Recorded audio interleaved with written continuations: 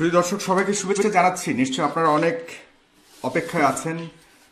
গতকাল থেকে অনেকে আমার কাছে প্রশ্ন করেছেন যে কখন শুরু হবে, এবং আজকের এই দীর্ঘ অপেক্ষার পালা এই মাত্র শেষ হলো।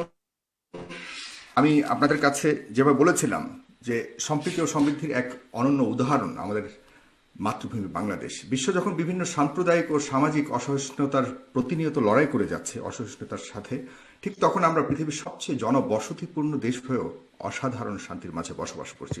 অভ্যন্তরীণ রাজনৈতিক অস্থিতিশীলতা ছাড়া আমাদের মাঝে আর তেমন কোনো সাম্প্রদায়িক অসহিষ্ণুতা গ্রাস করতে পারেনি এখনো পর্যন্ত। কিন্তু অতি সম্প্রতি যে যেন এক অপশক্তির চক্ষুশূল হতে চলেছে সাম্প্রদায়িক শান্তির এই দেশটিতে। প্রায় সকল ধর্মাবলম্বী মানুষ খুব স্বাভাবিক সামাজিক বন্ধনের সাথে বসবাস করছে বাংলাদেশ। হঠাৎ কেন আমাদের মাঝে বিশাল দেয়াল তৈরি হচ্ছে? ধর্মকে নিয়ে কেন বাড়াবাড়ি করা হচ্ছে? রাষ্ট্রীয় জীবন ব্যবস্থায় ধর্ম কি আসলেই আমাদের আধুনিক জীবনে অন্তরায় হয়ে দাঁড়াচ্ছে কিনা, সেটাও একটা দেখবার বিষয়। প্রগতিশীলতা ও বিজ্ঞানময় প্রতিযোগীশীল বিশ্বায়নের সাথে ধর্ম আসলে কতটুকু আমাদেরকে মুক্তি দিতে পারবে, এ নিয়ে অনেক প্রশ্ন উঠছে। সংবিধানে যার যার ধর্ম পালন করবার স্বাধীনতা সুযোগ থাকলেও কেন মুসলমান ধর্মের প্রতি বা মুসলমান ধর্ম অনুভূতির প্রতিও অনেক প্রশ্ন উঠছে আমাদের মাঝে, সেটা নিয়েও অনেক কথা উঠছে। সে কেন হচ্ছে এসব অশান্তি, কাদের ইন্ধনে দেশে সাম্প্রদায়িকতাকে উস্কে দেওয়া হচ্ছে? আরও অনেক প্রশ্নের উদ্রেক জনমনে সঞ্চারিত হয়েছে সাম্প্রতিককালে। সকল প্রশ্নের উত্তর আজকে আমরা খুঁজে পাবো এই দুজন জ্ঞানী ও বুদ্ধিজীবী, যাদের অবস্থান সম্পূর্ণ দুই মেরুতে। চলুন পরিচয় করে দিচ্ছি। আপনারা এই দুজনকে ডেফিনেটলি চেনেন, জানেন। তারা দুজনই বিখ্যাত ব্যক্তিত্ব বাংলাদেশের। তারপর আমি বলছি যে আমার সাথে প্রথমে রয়েছেন প্রখ্যাত ব্যক্তিত্ব জনাব শাহরিয়ার কবির, মানবাধিকার কর্মী, লেখক এবং সাংবাদিক। এবং আপনারা অনেকে জানেন না হয়তো, তিনি প্রায় 70টি বই লিখেছেন বিভিন্ন বিষয়ের উপরে। একজন নামকরা লেখক বটে, আমি ওনার ব্যাপক ভক্ত। বিশেষ করে তাকে আমরা ঘাতক দালাল নির্মূল কমিটির অন্যতম রক্ষক হিসেবেও জানি। এরপরে রয়েছেন প্রখ্যাত আলেম ও ইসলামিক চিন্তাবিদ, সম্মানিত পীর সাহেব জৈনপুরী, জনাব ডক্টর এনায়েতুল্লাহ আব্বাসী সাহেব। দর্শক, অনুষ্ঠানটি একযোগে প্রচারিত হচ্ছে দ্য পিপল ফেসবুক পেজ এবং ইউটিউব চ্যানেলে। আপনারা অবশ্যই ফেস দ্য পিপলের যে পেজ রয়েছে এবং ইউটিউব চ্যানেল রয়েছে সেখানে সাবস্ক্রাইব করবেন, এবং আমাদের এই পেজটিকে অবশ্যই ফলো করবেন এবং লাইক করবেন, তাহলে অন্যান্য অনুষ্ঠানগুলো দেখতে পারবেন। আপনারা যদি এই দুজন অতিথিকে কোনো ধরনের প্রশ্ন করতে চান, অবশ্যই কমেন্ট বক্সে লিখতে পারেন। সেখান থেকে আমি কয়েকজনের প্রশ্নকে নেওয়ার চেষ্টা করব। আর অবশ্যই শেয়ার করবেন। এই অনুষ্ঠানটি লাখো মানুষ দেখবে, সারা পৃথিবী জুড়ে দেখবে। এবং আমি চাই আজকের এই তথ্যগুলি, এই যে বিষয়বস্তুর উপর আলাপ করব, সেগুলো মানুষ জানুক এবং মানুষ অবহিত হোক। আমি প্রথমে শুরু করতে চাই জনাব শাহরিয়ার কবির মহোদয়, আপনাকে দিয়ে। আপনি শুনতে পাচ্ছেন নিশ্চয় আমাকে?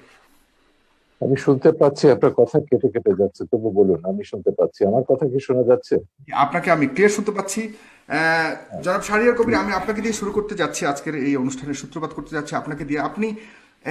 আমি আপনার কাছে ধর্মীয় বিষয় নিয়ে একটি প্রশ্ন করতে চাই যে ধর্মের কোন কোন বিষয়গুলোকে, বিশেষ করে মুসলমান ধর্মের কোন বিষয়গুলোকে আপনি মনে করেন যে স্বাভাবিক জীবন ব্যবস্থার সাথে সাংঘর্ষিক, এবং কেন সেটা মনে করছেন? আপনার কাছে এই প্রশ্নটি আমি শুরু করতে চাই, জনাব শাহরিয়ার কবির। প্রশ্নটা হচ্ছে ধর্ম নিয়ে নয়। ধর্ম আপনি ইসলাম ধর্ম বলুন, খ্রিস্টান ধর্ম, ইহুদি ধর্ম, হিন্দু ধর্ম বা যে কোনো ধর্মই বলুন না কেন, ধর্ম যদি ধর্মের জায়গায় থাকে, আধ্যাত্মিকতার জায়গায় থাকে, এইটা নিয়ে আমাদের সভ্যতার, বিজ্ঞানের, রাষ্ট্র পরিচালনার কোনোই বিবাদ বিসংবাদ থাকতে পারে না। ধর্মকে যখনই আপনি রাজনীতিতে টেনে আনবেন, ধর্মের রাজনৈতিক ব্যাখ্যা দেবেন, তখনই ধর্মকে নিয়ে বিড়ম্বনা শুরু হয়, যেটা আমরা উপমহাদেশে জামাত ইসলামের প্রতিষ্ঠার পর থেকে দেখি। আবুল আলা মওদুদী এই যে পলিটিক্যাল ইসলাম বা রাজনৈতিক ইসলামের কনসেপ্টটা, এটা কিন্তু আদর্শগতভাবে এই উপমহাদেশে প্রচলন করেছেন জামাতের প্রতিষ্ঠাতা আবুল আলা মওদুদী। আর এটা ঠিক মওদুদীর নিজস্ব মতবাদ নয়, এটা মিশরের হাসান আল বান্নার কাছ থেকে তিনি ধার করেছিলেন। একই সময়ে হাসান আল বান্না 1928 সালে মুসলিম ব্রাদারহুড বা ইখওয়ানুল মুসলিমিন প্রতিষ্ঠা করলেন মিশরে, আর মওদুদী 1941 সালে প্রতিষ্ঠা করলেন জামাত ইসলামী হিন্দ। এবং তখন তিনি রাজনৈতিক কারণে ব্রিটিশদের কাছ থেকে টাকা নিয়েছেন, ব্রিটিশদের সমর্থন করেছেন এবং স্বাধীনতা সংগ্রামের বিরোধিতা করেছেন, ব্রিটিশ বিরোধী স্বাধীনতা সংগ্রামের। এবং তার এই বক্তব্য ছিল যে মুসলমানরা যেখানে ধর্ম প্রচার করতে পারবে সেটাই তার দেশ, নিজস্ব মাতৃভূমি পিতৃভূমির কোনো কনসেপ্ট ইসলামে নেই। এবং তার তাফসিরুল কোরআনের যে তাফসির, সেটা বহু ঘন্টায় সেটা বেরিয়েছে। এবং সেইগুলো হচ্ছে আজকে যেটা হচ্ছে, এটা শুধু আজকের না, পরবর্তীকালে আমরা দেখেছি 52 সাল থেকে শুরু করে এই 71 মুক্তিযুদ্ধ পর্যন্ত ধর্মের নামে হত্যা বলুন, সন্ত্রাস বলুন, নারী নির্যাতন বা মানবতা বিরোধী যে কোনো অপরাধকে মওদুদির ইসলাম যেটা বলি, ইসলামের যে বিকৃত ব্যাখ্যা তিনি দিয়েছেন, তিনি এগুলোকে বৈধতা দিয়েছেন। 71-এ 30 লক্ষ গণহত্যাকে তিনি বলেছেন না, এরা সব হচ্ছে, যাদেরকে মারা হচ্ছে এরা সব কাফের। মুক্তিযোদ্ধাদের বলেছেন হিন্দুদের এজেন্ট, ভারতের এজেন্ট, দুষ্কৃতকারী, ইসলামের দুশ্মন, পাকিস্তানের দুশ্মন, এদের হত্যা করা বৈধ। নারীদেরকে, আমাদের বাঙালি নারীদেরকে বলেছেন গনিমতের মাল, এদেরকে ভোগ করা যাবে।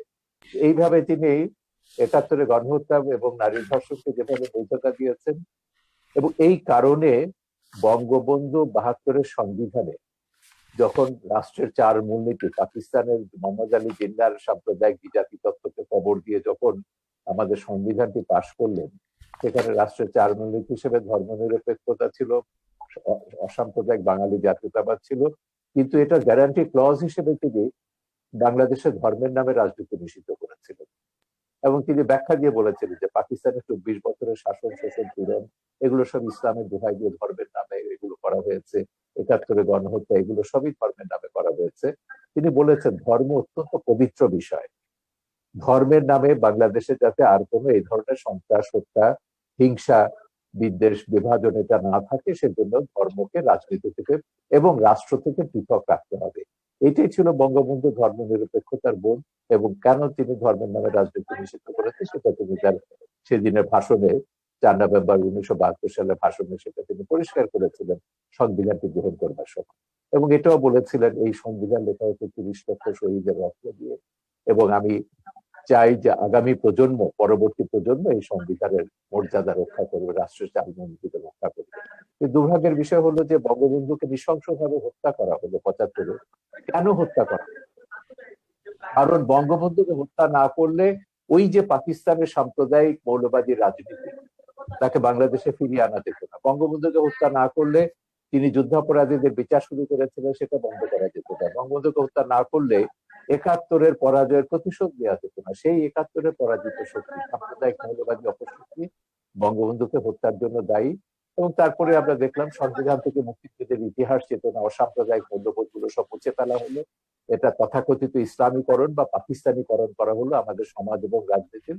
75-এর পর থেকে এই ধারাটি চলছে। এবং আমাদের ইতিহাসের সবচেয়ে বড় দুর্ভাগ্য যে বেশিরভাগ সময় এই দেশটা শাসন করেছে পাকিস্তানপন্থী, স্বাধীনতা বিরোধী, মৌলবাদী সাম্প্রদায়িক অপশক্তি, প্রত্যক্ষ বা পরোক্ষভাবে। এবং সেই সময় আমরা দেখেছি আমাদের মুক্তিযুদ্ধের চেতনাকে বা ইতিহাস মুছে ফেলার চেষ্টা রয়েছে। জাতির জনকের অবমাননা তো বাদ দিন, মুক্তিযোদ্ধাদেরকে মুক্তিযোদ্ধা পরিচয় দিতে তারা লজ্জা পেত। রাজাকার আলবদররা সেখানে মন্ত্রী হচ্ছে, 30 লক্ষ শহীদের রক্ত ভেজা পতাকা তাদের গাড়িতে করে তারা দিয়ে ঘুরে বেরিয়েছে, এমন একটা অবস্থা তো ছিল।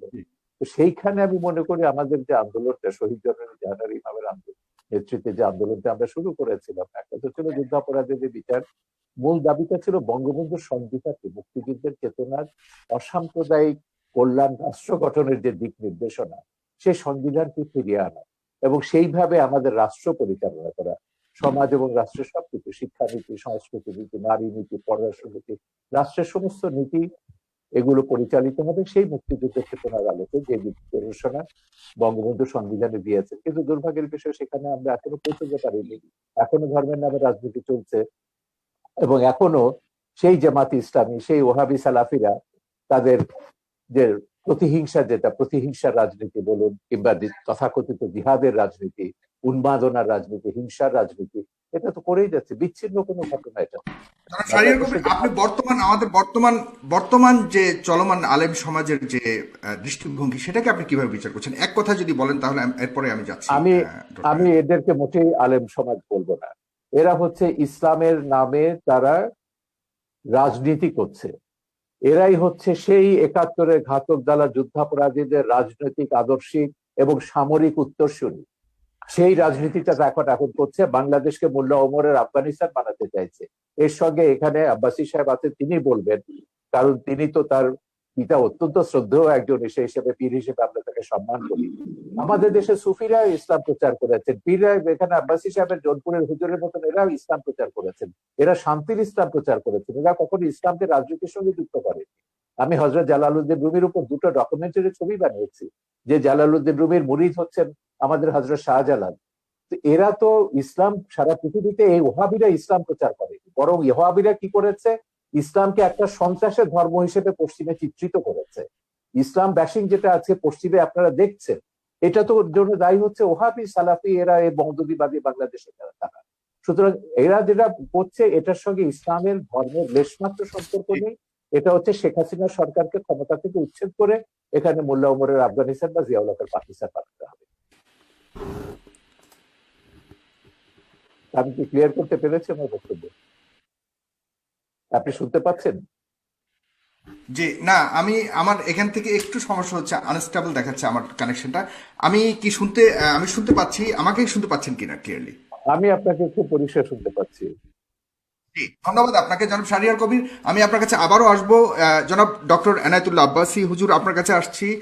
আপনি তো শুনলেন এতক্ষণ জনাব শাহরিয়ার কবিরের অনেক কথা, কিন্তু আপনার কাছে আমি এডিশনালি আরেকটি প্রশ্ন করতে চাচ্ছি। সেটা হলো যে আপনার পৃথিবী যেখানে বিজ্ঞান ভিত্তিক, প্রমাণিত বিজ্ঞান ভিত্তিক রাষ্ট্র, অ্যাডভান্সড টেকনোলজিক্যাল লাইফস্টাইলের উপরে উল্কা গতিতে ধাবিত হচ্ছে, উল্কা গতিতে আমি বলবো, সেখানে আপনারা 1400 বছর আগের নাজিল হওয়া পবিত্র ধর্মগ্রন্থ অনুযায়ী চলতে চাওয়াটাকে কতটুকু যুক্তিযুক্ত মনে করেন, এবং অন্যকে চলার জন্য আহ্বান করাটাকে কতটুকু সাপোর্টিভ বা কতটুকু জাস্টিফাইড মনে করেন?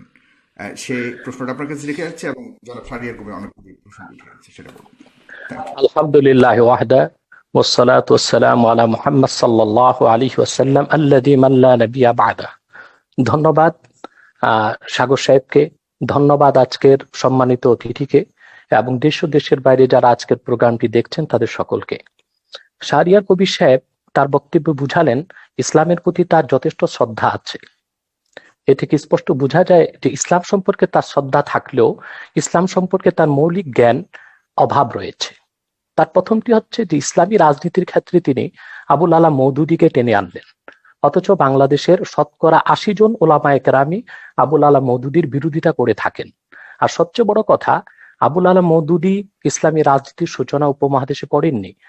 উপমহাদেশে ইসলামী রাজনীতির সূচনা করেছেন শাহ ওলিউল্লাহ মুহাদ্দিস দেহলভী রহমতুল্লাহি আলাইহি, আবুল আলা মওদুদীরও কয়েক শত বছর আগে। পরবর্তীতে তার ধারাবাহিকতায় ওলামায়ে দেওবন্দের মাধ্যমে ইসলামী রাজনীতির প্রসার ও প্রচার ব্যাপকভাবে ঘটেছিল, এবং ওলামায়ে দেওবন্দ ইসলামী রাজনীতির চেতনাতে উদ্বুদ্ধ হয়েই ব্রিটিশ খেদা আন্দোলন করেছিল। সবচেয়ে দুঃখজনক বিষয়, আমাদের দেশের বুদ্ধিজীবীগণ ইসলামকে বিভিন্ন নামে অভিহিত করে থাকেন। কেউ বলেন রেডিক্যাল ইসলাম, কেউ বলেন মডারেট ইসলাম। ইসলামকে বিভক্ত করার কোনো অথরিটি কোনো মানুষের নেই। যদি কেউ ইসলামের লেবাস ধারণ করে ইসলামের অপব্যাখ্যা করে, সেটার দায় তার নিজের, সেটার দায় ইসলামের হবে না। দেখার বিষয় কোরআন সুন্নাতে রাষ্ট্র ব্যবস্থা বা রাজনীতির কথা আছে কিনা, সেটা দেখার বিষয়। তারপর আমরা দেখবো সেটার কে অপব্যাখ্যা করছে, কে সঠিক ব্যাখ্যা করছে। আল্লাহর হাবিব মুহাম্মদ সাল্লাল্লাহু আলাইহি ওয়াসাল্লাম ১,৫০০ বছর আগে আল্লাহর পক্ষ থেকে আমাদেরকে যে দিন ইসলাম দিয়েছেন, সেটা নিছক প্রথা সর্বস্ব কোনো ধর্ম নয়, সেটা পূর্ণাঙ্গ জীবন বিধান। এবং সেই জীবন বিধানের মধ্যে আল্লাহ রাসূল সাল্লাল্লাহু আলাইহি সাল্লাম মুসলিম জীবন কি রকম হবে, তার ব্যক্তি জীবন, তার সমাজ জীবন, তার রাষ্ট্রীয় জীবন কি রকম হবে, তার সুস্পষ্ট ব্যাখ্যা আল্লাহর পক্ষ থেকে দিয়েছেন। কোরআন কারীমের মধ্যে আল্লাহ পাক স্পষ্ট বলেছেন, وعد الله الذين آمنوا منكم وعملوا الصالحات ليستخلفنهم في الأرض كما استخلف الذين من قبلهم وليمكنن لهم دينهم الذي ارتضى لهم। সুস্পষ্টভাবে আয়াতে সকল মুফাসসির একমত, আল্লাহ পাক মুসলিম স্টেটে খেলাফত প্রতিষ্ঠার কথা বলেছেন। যারা ইমানদার, ন্যাক আমল করবে, আল্লাহ পাক তাদের সাথে ওয়াদাবদ্ধ, তারা যদি ইমানের উপর অটল অবিচল থাকে, ন্যাক আমল করে, আল্লাহ পাক তাদেরকে খেলাফতের দায়িত্ব দিবেন। আল্লাহ তাআলা সূরা হজ্জে বলেছেন, আল্লাযীনা ইম্মাক্কান্নাহুম ফিল আরদি আকামুস সালাতা ওয়া আতাউয যাকা ওয়া আমারু বিল মা'রুফি ওয়া নাহাউ আনিল মুনকার ওয়ালিল্লাহি আকিবাতুল উমুর। যদি আমি মুহাম্মদ সাল্লাল্লাহু আলাইহি সাল্লামের ঈমানদার উম্মতকে রাষ্ট্র ক্ষমতা দান করি, তারা রাষ্ট্রীয়ভাবে তারা নামাজ কায়েম করবে, যাকাত আদায় করবে, সৎ কাজে আদেশ করবে, অসৎ কাজে বাধা দিবে। এটা সুস্পষ্টভাবে ইসলামী রাষ্ট্র ব্যবস্থা ও রাজনীতির কথাই বলা হয়েছে কোরআন কারীমে।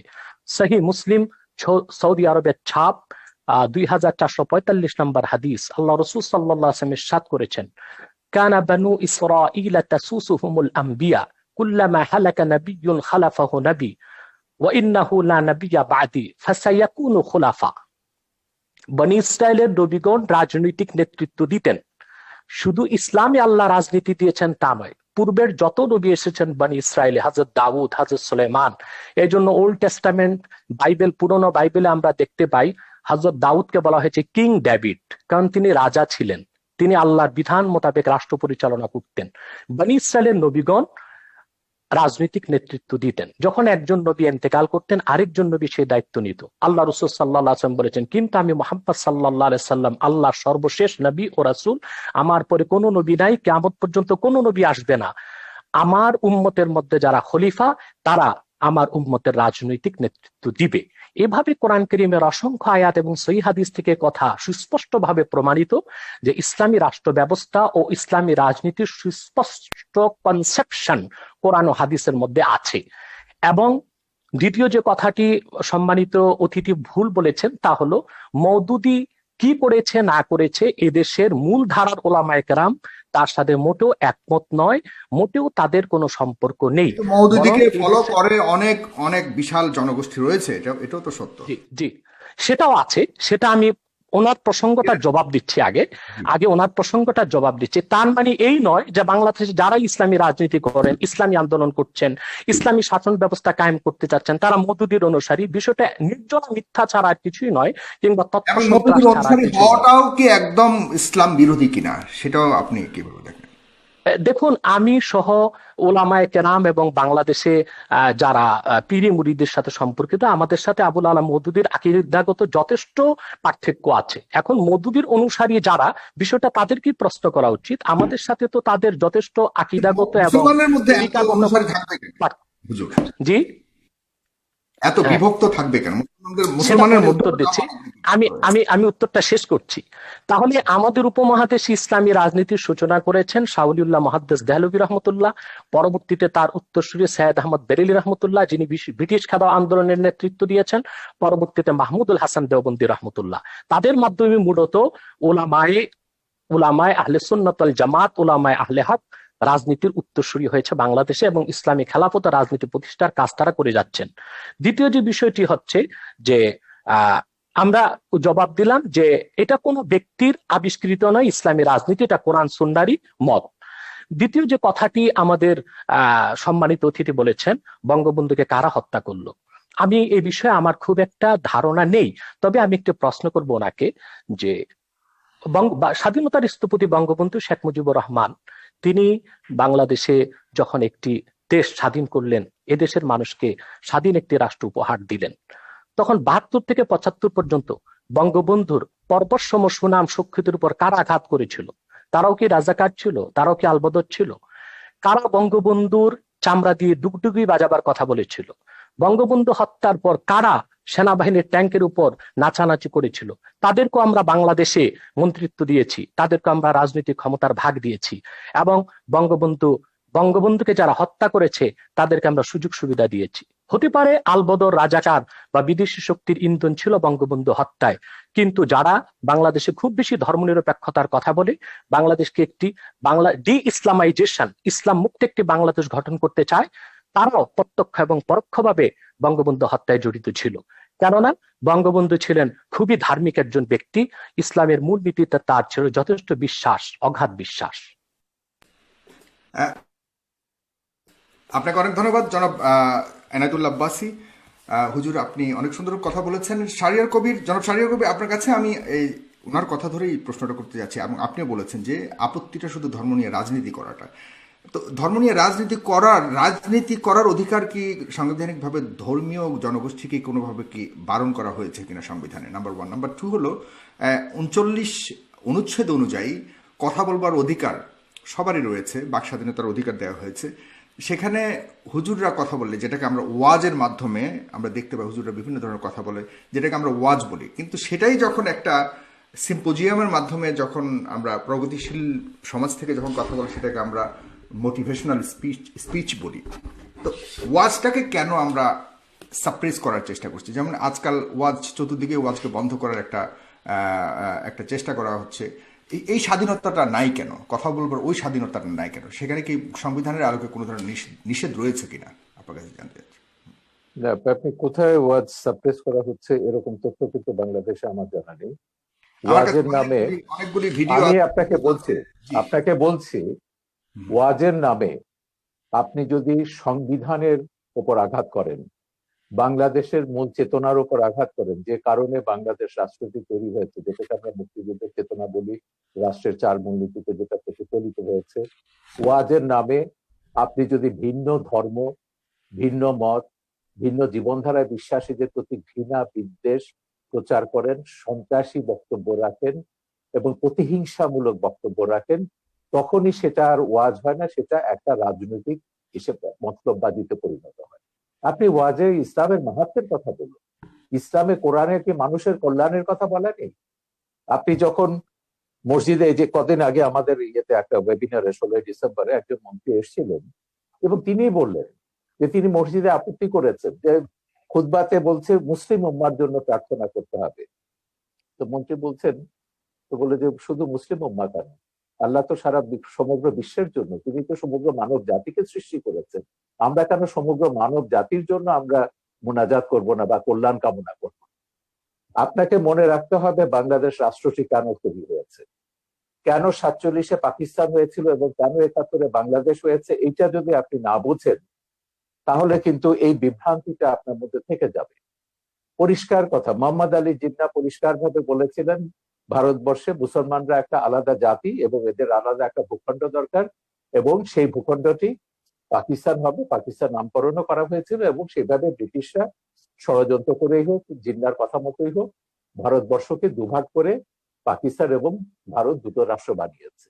এবং জিন্নাহ কিন্তু এই ভুলটা যে বুঝেছিলেন দেখে তিনি কত বড় ভুল করছেন সেটা তার 47 সালের 11ই আগস্টের বক্তৃতায় পরিষ্কার করে দিয়েছিলেন যে পাকিস্তানে আমরা মুসলমানরা, হিন্দুরা, বৌদ্ধরা, খ্রিস্টানরা সবাই নিজ নিজ ধর্ম পালন করব, রাষ্ট্র ধর্মের ব্যাপারে কোনো হস্তক্ষেপ করবে না, ধর্ম রাষ্ট্রের ব্যাপারে হস্তক্ষেপ করবে না।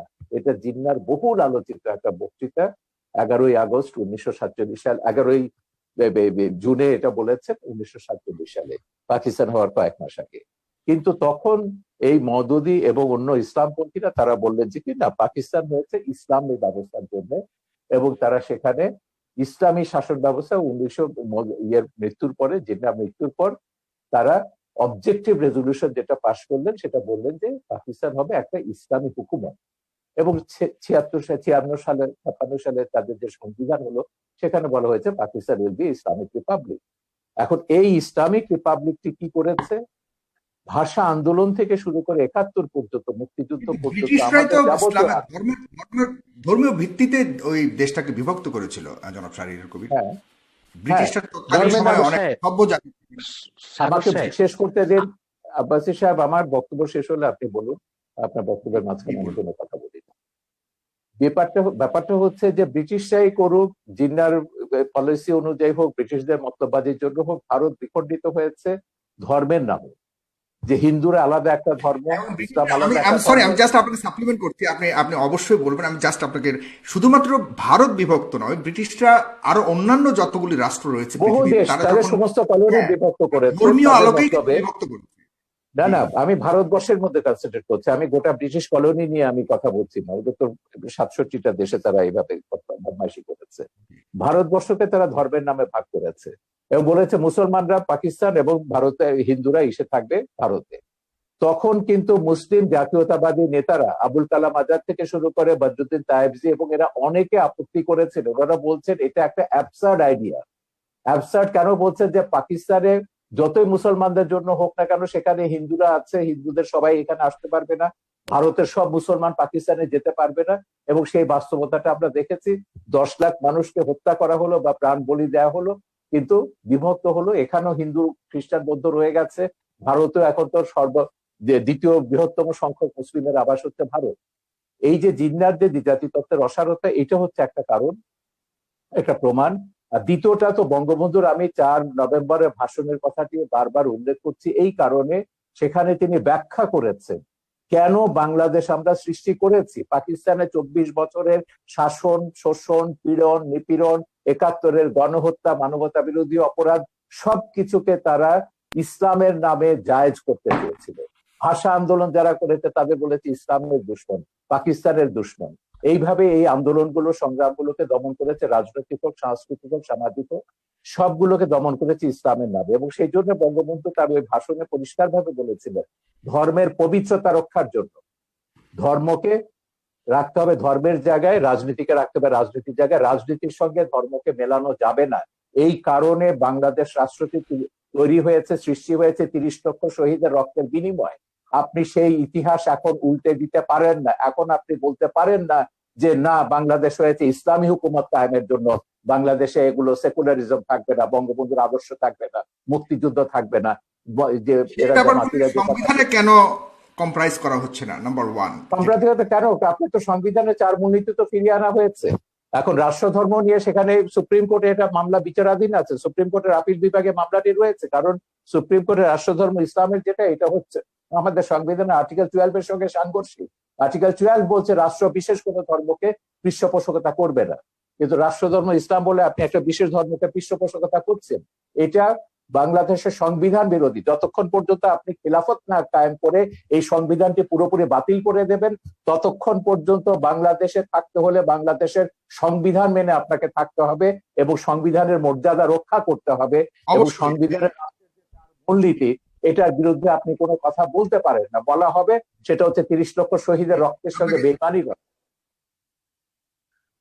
আপনাকে অনেক ধন্যবাদ, খুব সুন্দর কথা বলেছেন। ডেফিনেটলি আপনি যদি বাংলাদেশের নাগরিক হয়ে থাকেন জনাব আব্বাসী, আপনাকে অবশ্যই সংবিধান যতক্ষণ না পর্যন্ত পরিবর্তিত না হবে ততক্ষণ পর্যন্ত আপনাকে সংবিধানকে মানতেই হবে। এটাই হলো একজন নাগরিক হিসেবে আপনার কর্তব্য। কিন্তু তবুও সেখানে কিছু কিছু যেটা জনাব শাহরিয়ার কবির উঠে এনেছেন যে আপনারা হুকুমত কায়েম করার জন্য যে ইয়ে করছেন, সেটা কিভাবে সম্ভব?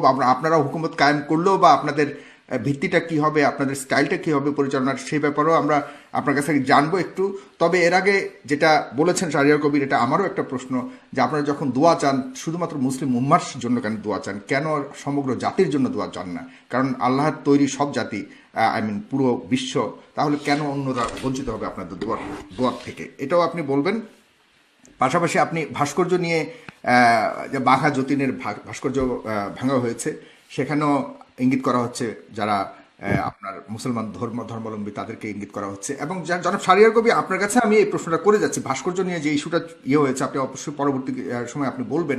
সেখানে আবার দেখা যাচ্ছে যে আওয়ামী সমর্থিত কয়েকজন আওয়ামী নেতাকেও গ্রেফতার করা হয়েছে সন্দেহমূলকভাবে। সেখানে আমরা বুঝতে পারছি অনেকে এটা বলতে চাচ্ছে যে শুধুমাত্র একটা প্রি প্ল্যান্ড একটা ঘটনা ঘটিয়ে এই আমাদের আলেম সমাজকে আপনার আটকানোর জন্য বা আলেম সমাজকে নিন্দা করানোর জন্য, আলেম সমাজকে দোষারোপ করার জন্য এই অপচেষ্টা করা হচ্ছে। এটাকে আপনি কিভাবে দেখেন? আমি ডক্টর এনায়েতুল্লাহ আব্বাসী আপনার কাছে যাচ্ছি আপনার পরে। ধন্যবাদ সাগর সাহেব। প্রথম কথা হচ্ছে, আমাদের শাহরিয়ার কবির সাহেব যে কথা বলেছেন যে দেশ বিভক্তি নিয়ে প্রশ্ন এসেছে, যে জিন্না ভুল করেছিল ধর্মের ভিত্তিতে দেশ ভাগের তত্ত্ব দিয়ে। মূলত বাংলাদেশ স্বাধীনতার মূল সূচনা আমরা দেখতে পাই 2 নেশন থিওরি বা দ্বিজাতি তত্ত্ব। যে অংশে মুসলিম সংখ্যা বেশি সে দেশটি পাকিস্তান হবে, যে অংশে হিন্দু বেশি সে অংশটি হিন্দুস্তান হবে।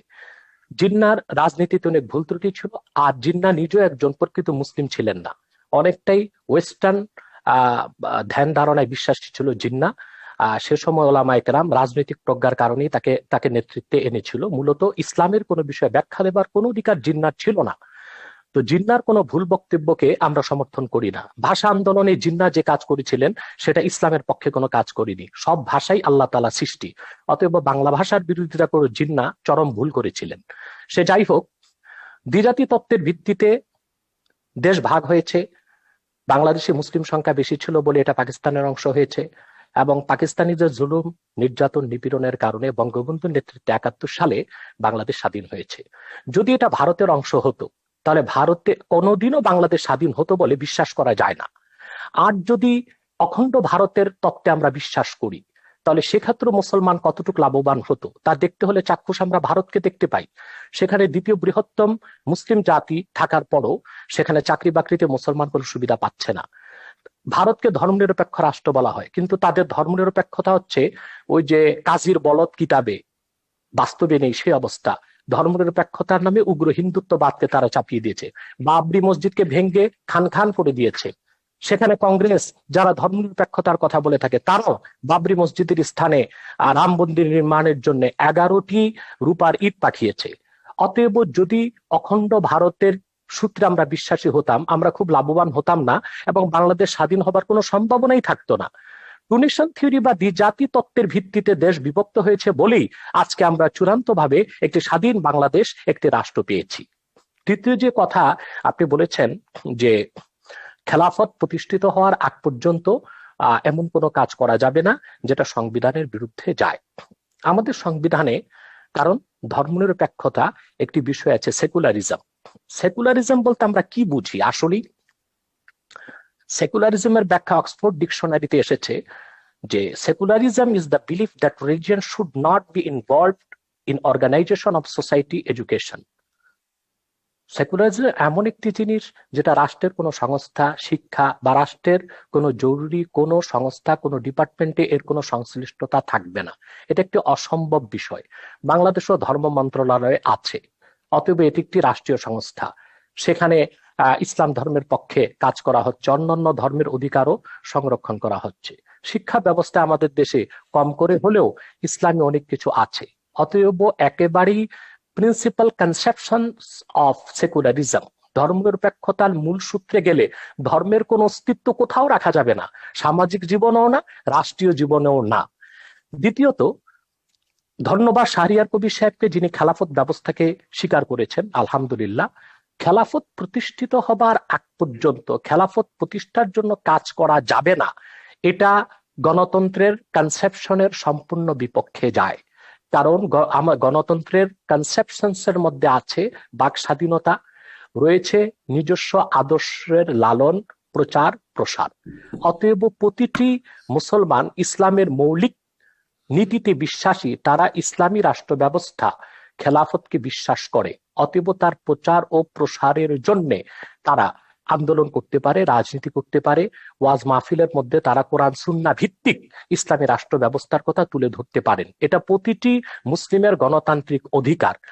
দ্বিতীয়ত, যারা ধর্মের দোহাই দিয়ে নারী নির্যাতন করেছে, নিপীড়ন করেছে স্বাধীনতা যুদ্ধের আগে, তাদের সাথে ইসলামের কোনো সম্পর্ক নেই। এইরকম ব্যক্তি যাদের সাথে ইসলামের সম্পর্ক নেই, ইসলামের পরিচয় দেয়, তাদেরকে ইসলাম একটি পারিভাষিক নাম দিয়েছে মোনাফেক।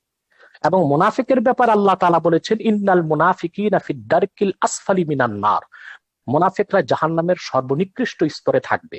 যাদের সাথে ইসলামের কোনো সম্পর্ক নেই কিন্তু ইসলামের পরিচয় দিচ্ছে, তারা মোনাফিক, তাদের দায় ইসলাম গ্রহণ করবে না।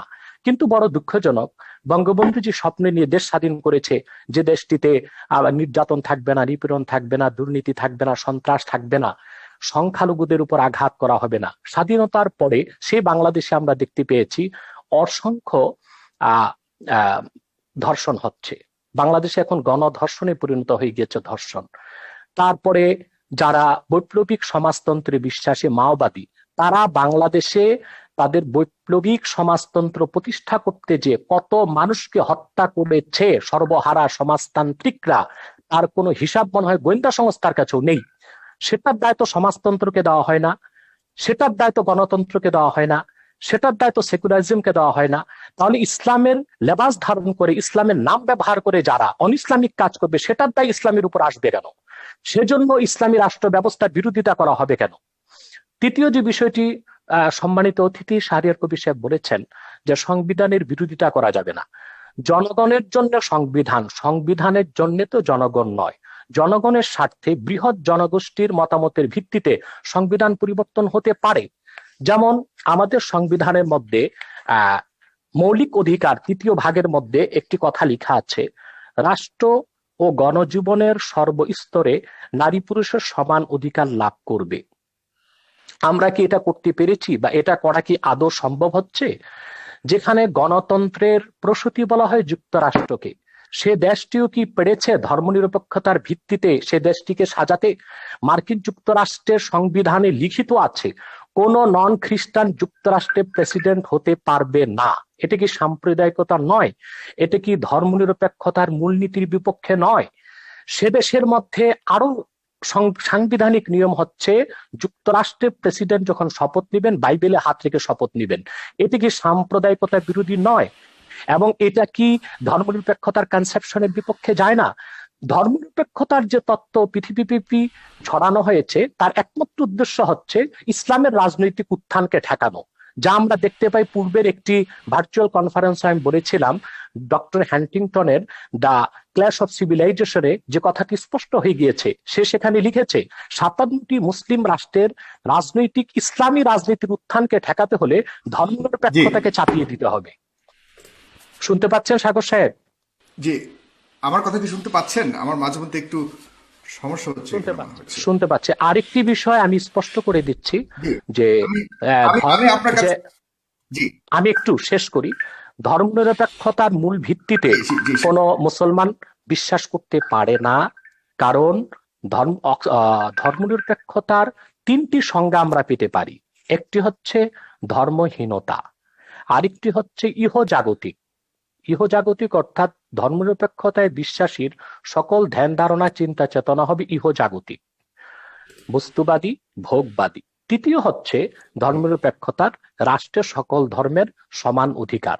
আমার দৃষ্টিতে খেলাফত প্রতিষ্ঠিত হলেই অন্য সকল ধর্মের লোক তার ধর্মীয় অধিকার পূর্ণ মাত্রায় ভোগ করতে পারবে। আমরা ভারতের দিকে দেখতে পাই মুসলমান সেখানে ধর্ম কি মুসলমান কোনো আমাদের, অধিকার পাচ্ছে না।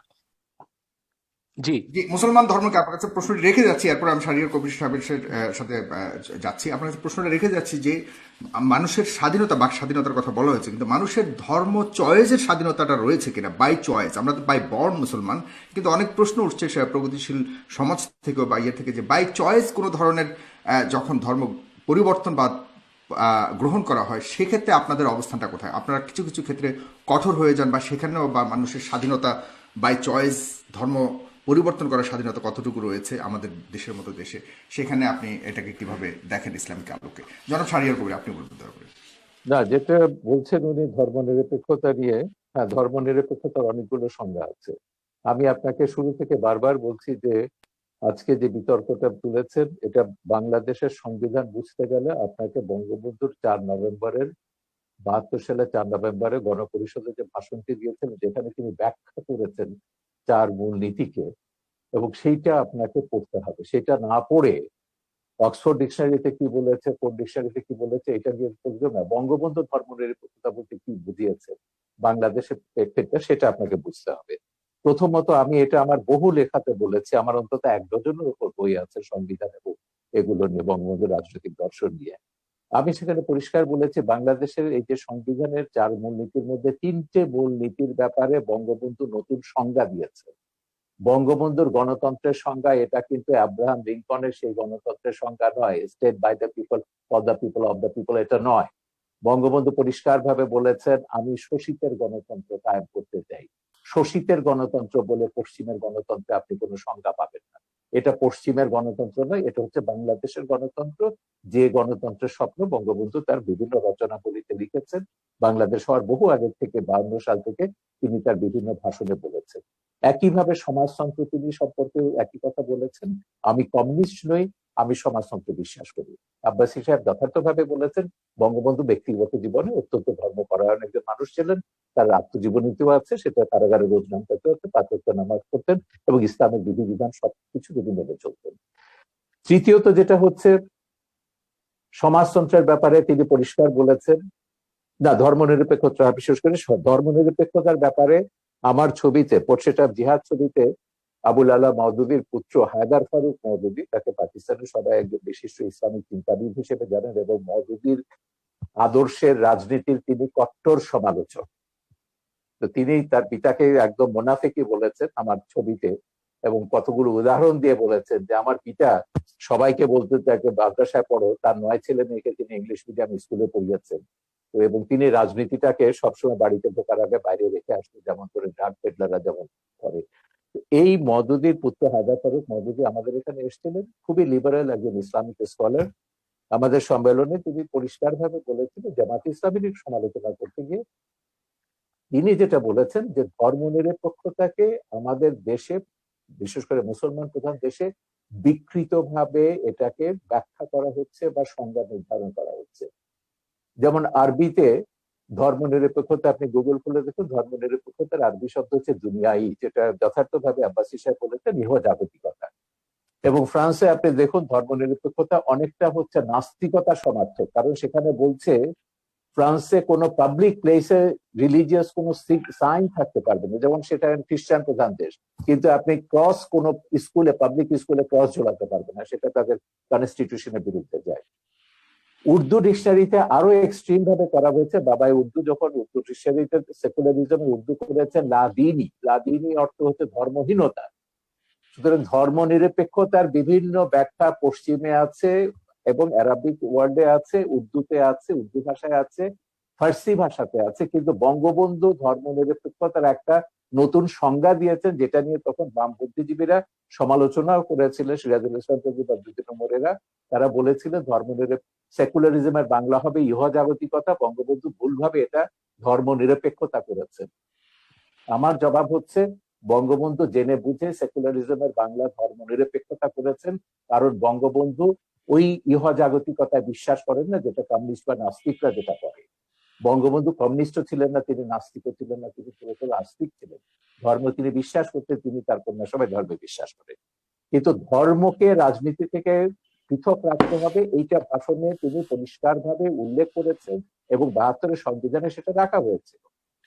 বঙ্গবন্ধুকে হত্যার পর এগুলোর সংবিধানের, আমি বললাম যে পাকিস্তানিকরণগুলো হয়েছে বঙ্গবন্ধুকে হত্যার পরে, তার আগে নয়। এখন তার কন্যা ফিরে আসার পর 4 মূলনীতি ফিরে এসছে, কিন্তু 4 মূলনীতির ব্যাপারে বলা হচ্ছে, আমি গোটা সংবিধানের সমালোচনার কথা কখনো বলিনি। আমি বলেছি সংবিধানের রাষ্ট্রের 4 মূলনীতির বিরুদ্ধে কোনো কাজ করা যাবে না, কারণ এটা সংবিধান বলে দিচ্ছে। 4 মূলনীতির পরিপন্থী কোনো আইন কোথাও কিছু থাকতে পারবে না। আমাদের এখনো শরিয়া আইন নয়, এখানে সেকুলার আইন দিয়ে রাষ্ট্র ব্যবস্থা পরিচালিত হয়, যদিও জামাত, হেফাজত, খেলাফত এরা সবাই শরিয়া আইন কায়েম করবার কথা বলছে, ব্লাসফেমি আইন কায়েম করার কথা বলছে, এবং ভিন্ন মত ভিন্ন ধর্মের সবার বিরুদ্ধে তারা বিষোদ্গার করতে দেখি এরা সহ্য করা হবে না, থাকবে না। ওয়াজগুলো শুনলে আপনি বুঝবেন। আমার কথা খুব পরিষ্কার যে ধর্ম একটা আধ্যাত্মিক ব্যাপার। আপনি যখনই বলবেন যে কি ধর্ম এটা রাজনৈতিক ব্যাপার, তখনই বিভেদ আসবে। উদাহরণ দিয়ে বলি আপনাকে, এটা আপনাকে একটু বুঝতে হবে। 52 সালে যখন পাকিস্তানে কাদিয়ানি দাঙ্গা হলো, মওদুদির নির্দেশে কাদিয়ানি মাসালা যখন লিখলেন, প্রচুর কাদিয়ানিকে সেখানে হত্যা করা হলো। বলা হলো কাদিয়ানিরা মুসলমান নয়, এদেরকে হত্যা করতে হবে। এবং সে কাদিয়ানি দাঙ্গার পরে লাহোরে পাকিস্তানে একটা সামরিক আদালত, একটা কমিশন গঠন করেছিল। প্রথমে আদালত করা হয়েছিল, পরে কমিশন হয়েছে, জাস্টিস মুনির কমিশন এটার নাম ছিল। জাস্টিস মুনিরের নেতৃত্বে একটা কমিশন করা হয়েছিল। এই কমিশন পাকিস্তানের 15 জন ইসলামিক স্কলারকে এবং ধর্মীয় রাজনৈতিক দলের নেতাকে, যেসব ধর্মভিত্তিক রাজনৈতিক দল আছে, জামাতে ইসলামী এবং নিজামে ইসলামী তখন ছিল, এদেরকে ডেকেছিলেন এবং তারা কতগুলো প্রশ্ন করেছিলেন। এই মুনির কমিশনের রিপোর্টটা আমি মনে করি একটা যুগান্তকারী বক্তব্য, যেটা হচ্ছে কেন একটা রাষ্ট্র ধর্মের ভিত্তিতে হতে পারে না। সেখানে মুনির কমিশন 4টা প্রশ্ন করেছিল প্রধান ইস্যুতে। একটা হচ্ছে ইসলাম কাকে বলে, মুসলমান কাকে বলে, এবং সেইখানে তারা বলছেন যে 15 জনের মধ্যে 15 জন 15টা ব্যাখ্যা দিয়েছেন ইসলাম এবং মুসলমানের। তারপর কতগুলো প্রশ্ন তারা করছেন, যেমন জামাত ইসলামীকে বলেছেন যে আচ্ছা আপনারা তো ইসলামী হুকুমতে বিশ্বাস করেন, কারণ দেশের অধিকাংশ মানুষ হচ্ছে মুসলমান, তাদের অনুযায়ী শরিয়া আইন অনুযায়ী চলবে। তো ভারতের সংখ্যাগরিষ্ঠ মানুষ তো হচ্ছে হিন্দু, তারা যদি এখন মনুর রাজত্বে বিশ্বাস করে, মনুর সংবিধানে বিশ্বাস করে, হিন্দু আইনে ভারত চলবে, আপনি কি সেটা মেনে নেবেন? তিনি বললেন যে ওটা ভারতের ব্যাপার, আমাদের ওখানে কিছু বলার। ওকে, একটা সেকেন্ড সেটা হচ্ছে, এখন ধরুন ভারত পাকিস্তানের সঙ্গে একটা যুদ্ধ হলো, এখন সেখানে ভারতের মুসলমানদের দায়িত্বটা কি হবে? না, প্রথমে বলে যে পাকিস্তানের হিন্দুদের দায়িত্বটা কি হবে, এখানে তো হিন্দুরা আছে। উনি বললেন না, নিশ্চয়ই ভারতের সঙ্গে পাকিস্তানের যুদ্ধ হলে হিন্দুদেরকে অবশ্যই পাকিস্তানকে সমর্থন করতে হবে, ভারতের বিরুদ্ধে যুদ্ধ করতে হবে। তারপর বললেন এবার আসুন সেখানে ভারতের মুসলমানদের দায়িত্বটা কি হবে। তারা পরিষ্কার বললেন যে ভারতের মুসলমানদের দায়িত্ব হচ্ছে পাকিস্তানের পক্ষে, ইসলামের পক্ষে লড়াই করা, তার নিজের দেশের বিরুদ্ধে। তো এরপরে তারা আরো অনেকগুলো এই ধরনের অসঙ্গতিপূর্ণ প্রশ্ন করেছেন এবং তারপর বললেন যে কি যে কে মুসলিম কে মুসলিম নয় এটা নির্ধারণ করার দায়িত্ব সংবিধান সরকারকে দেয়নি। এটা যদি করতে হয় তাহলে এখানে হানাহানি, সংঘর্ষ এটা চলতেই থাকবে। সুতরাং ওই যে কাদিয়ানীদেরকে তখন যত মুসলমান অমুসলিম ঘোষণার দাবি করেছিল, তখন তারা বলেছিলেন এটা রাষ্ট্রের এখতিয়ার নয়, এটা ধর্মের এখতিয়ার, এবং ইসলামেও আছে মোহাম্মদের উম্মতদের মধ্যে এতগুলো ভাগ হবে, কতগুলো 73টা ভাগ হবে, এবং তারা কি কোথায় কি যাবে, বেহেশতে যাবে না দোজখে যাবে, আমি সেই বিতর্কে যাচ্ছি না। ইসলামের এগুলো ভাগ নিয়ে তিনি যেমন বলেন, মদদি নিয়ে তাদের মধ্যে আলেমদের মধ্যে দ্বিমত আছে, খেলাফত নিয়ে দ্বিমত থাকতে পারে। মদদিরা বিশ্বাস করেন, জামাত বিশ্বাস করে তারা গণতান্ত্রিক ভাবে ক্ষমতা যাবে, যে মদদি গণতন্ত্রকে একসময় কুফরি মতবাদ বলেছিলেন, নির্বাচনকে তিনি শিকারী কুকুরের দৌড় বলেছিলেন, পরে তারা আবার নারী নেতৃত্বকে হারাম বলেছিলেন, এগুলো পরে সবই তারা মেনে নিয়েছে। এইটা যদি রাজনীতিকে যদি আপনি নিয়ে আসেন, ধর্মকে যদি রাজনীতিতে নিয়ে আসেন, তাহলে এই যে বিভক্তিগুলো, এই বিভক্তিগুলো কিন্তু আপনাকে টুকরো টুকরো করে দেবে। পাকিস্তানের দিকে তাকিয়ে দেখুন, ইরাকের দিকে তাকিয়ে দেখুন, আল কায়দা আইসিস কি করেছে, তারা তো যা করেছে ইসলামের নামে কিন্তু করেছে। জনাব শাহরিয়ার কবির, আমার এখানে একটা প্রশ্ন আছে আপনার কাছে, আপনি কি মনে করেন ভারত ধর্মনিরপেক্ষ? ভারত সাংবিধানিক ভাবে ধর্মনিরপেক্ষ, কিন্তু বর্তমানে ভারত যেটা করছে এটাকে মোটেই ধর্মনিরপেক্ষ বলা যাবে না। ওকে, সেখানে ধর্মনিরপেক্ষ তার আসন্ন জড়াজড়ি দিয়েছে। সেখানকার যে ধর্মীয় জনগোষ্ঠী রয়েছে সেখানে কি উগ্র পন্থা রয়েছে কিনা আপনি কি মনে করেন? অবশ্যই আছে, এবং সেখানে তো তার বিরুদ্ধে লড়াই করতে হবে। সেখানকার হিন্দুদের প্রধান দায়িত্ব হচ্ছে সেকুলারিজমে যেসব হিন্দুরা বিশ্বাস করেন, সেখানকার সংখ্যালঘিষ্ঠ মুসলমানদের প্রতিষ্ঠার এবং রক্ষার দায়িত্ব তাদের। হিন্দু মৌলবাদের যে উত্থান হয়েছে বর্তমানে, সেটাকে আপনি কতটুকু বিশ্বাস করেন, এবং সেই হিন্দু মৌলবাদের সর্বশক্তির সহায়তা নিয়ে বর্তমানে বিজেপি সরকার অধীন রয়েছে? আমি এটা কখনো অস্বীকার করছি না, আমি মানা করলাম কখন? এটা ভারত কেন বলছেন? সারা বিশ্বব্যাপী এখন মৌলবাদের ধর্মের নামে উন্মাদনা হচ্ছে, ভারতে হিন্দু ধর্মের নামে হচ্ছে। বেশি আমাদের মুসলিম ধর্ম নিয়ে কেন হচ্ছে সেটাই প্রশ্ন। কে বলছে? কে মুসলিম নিয়ে কথা বলছে? আমি মায়ানমারে যখন বুদ্ধিস্ট মঙ্করা যখন মুসলিম নিধন নিয়ে কথা বলছে, সবচেয়ে বেশি রোহিঙ্গাদের ব্যাপারে নির্মূল কমিটি কথা বলেছে, আমাদের সংগঠন কথা বলেছে, আমরা কমিশন গঠন করেছি, আন্তর্জাতিক সেমিনার অন্তত কয়েক ডজন ইন্টারন্যাশনাল সেমিনার করেছি, যে বার্মাতে বুদ্ধিস্ট মঙ্কদের একটা গোষ্ঠী, আমি গোটা বৌদ্ধ ধর্মকে বলবো না, মঙ্করা, আমি কখনো ইসলাম ধর্ম বলছি না, হিন্দু ধর্ম বলছি না, কিছু ধর্ম ব্যবসায়ী রাজনৈতিক মতলবে ধর্মকে ব্যবহার করছে, ইহুদি ধর্মের নামে যেমন করছে, হিন্দু ধর্মের নামে হচ্ছে, ইসলাম ধর্মের নাম হচ্ছে, খ্রিস্টান ধর্মের নাম হচ্ছে, এমনকি সবচেয়ে শান্তির ধর্ম যেটা বলা হয় বৌদ্ধ ধর্ম, সেই নামেও কিন্তু হচ্ছে। বার্মাতে হচ্ছে, সিলনে হচ্ছে, এগুলো আমরা দেখছি। সারা বিশ্বব্যাপী দক্ষিণ পন্থার এই তাণ্ডব গুলো আমরা দেখছি। এই জন্যই আমরা বলছি হিন্দু মৌলবাদের কথাটা শেষ করতে হিন্দু মৌলবাদের চাইছি, আমি কোন মৌলবাদকে সাপোর্ট করি না, এমনকি নাস্তিকরাও যখন মৌলবাদীদের ভাষায় কথা বলে সেই নাস্তিকতাকেও আমি সমর্থন করি না। আমার কথা হচ্ছে, বিশ্বে আস্তিক আছে, নাস্তিক আছে, 600 কোটি মানুষ বিভিন্ন ধর্মে বিশ্বাস করে, 100 কোটি মানুষ কোন ধর্মে বিশ্বাস করে না। এই পৃথিবীতে সব মানুষের সমান অধিকার মর্যাদা নিয়ে বাস করবার অধিকার আছে। এইটাকে আপনি যে ধর্মের নামে দিন না কেন, বিভক্তি করতে পারবেন না। জি, আপনার কাছে আবার আসছি ডক্টর এনায়েতুল্লাহ আব্বাসী, বলবেন দয়া করে। আপনার কাছে আমি কিছু প্রশ্ন রাখতে চাই, আমার কাছে অনেকগুলি প্রশ্ন রয়েছে, কিন্তু আপনাকে ছোট করে প্রশ্নগুলো বলছি। জনাব এনায়েতুল্লাহ আব্বাসী, যে কোরআনের রাজনীতি সম্পর্কে কোনো আয়াত রয়েছে কিনা কোরআনে? নাম্বার 1। ইতিমধ্যে রাজনীতির ব্যাপারে কয়েকটি আয়াত এবং সহিহ হাদিস শুনিয়েছি। হ্যাঁ, এটা বলবেন। এরপর ধর্মনিরপেক্ষতা মানে কি? ধর্মহীনতা নয়, এটা কতটুকু ঠিক? কিছু বুদ্ধিজীবী বলে থাকে ইসলামের ব্যাখ্যা, আমি উত্তর দিচ্ছি। আপনি দিয়েন, আমি কিছু ইসলামের ব্যাখ্যা কি বাংলাদেশি আলেমদের কাছ থেকে নিব? ইসলামের ব্যাখ্যা না সাগর, কথা হচ্ছে সাগর, আপনি প্রশ্নটাকে অন্যদিকে নিয়ে যাচ্ছেন। আমি ইসলামের ব্যাখ্যা শুনতে চাইছি না, আমি শুনতে চাইছি বঙ্গবন্ধু সেকুলারিজম সম্পর্কে সংবিধানে কি বলেছে। ওর প্রথম বাক্যটি হচ্ছে ধর্মনিরপেক্ষতা মানে ধর্ম।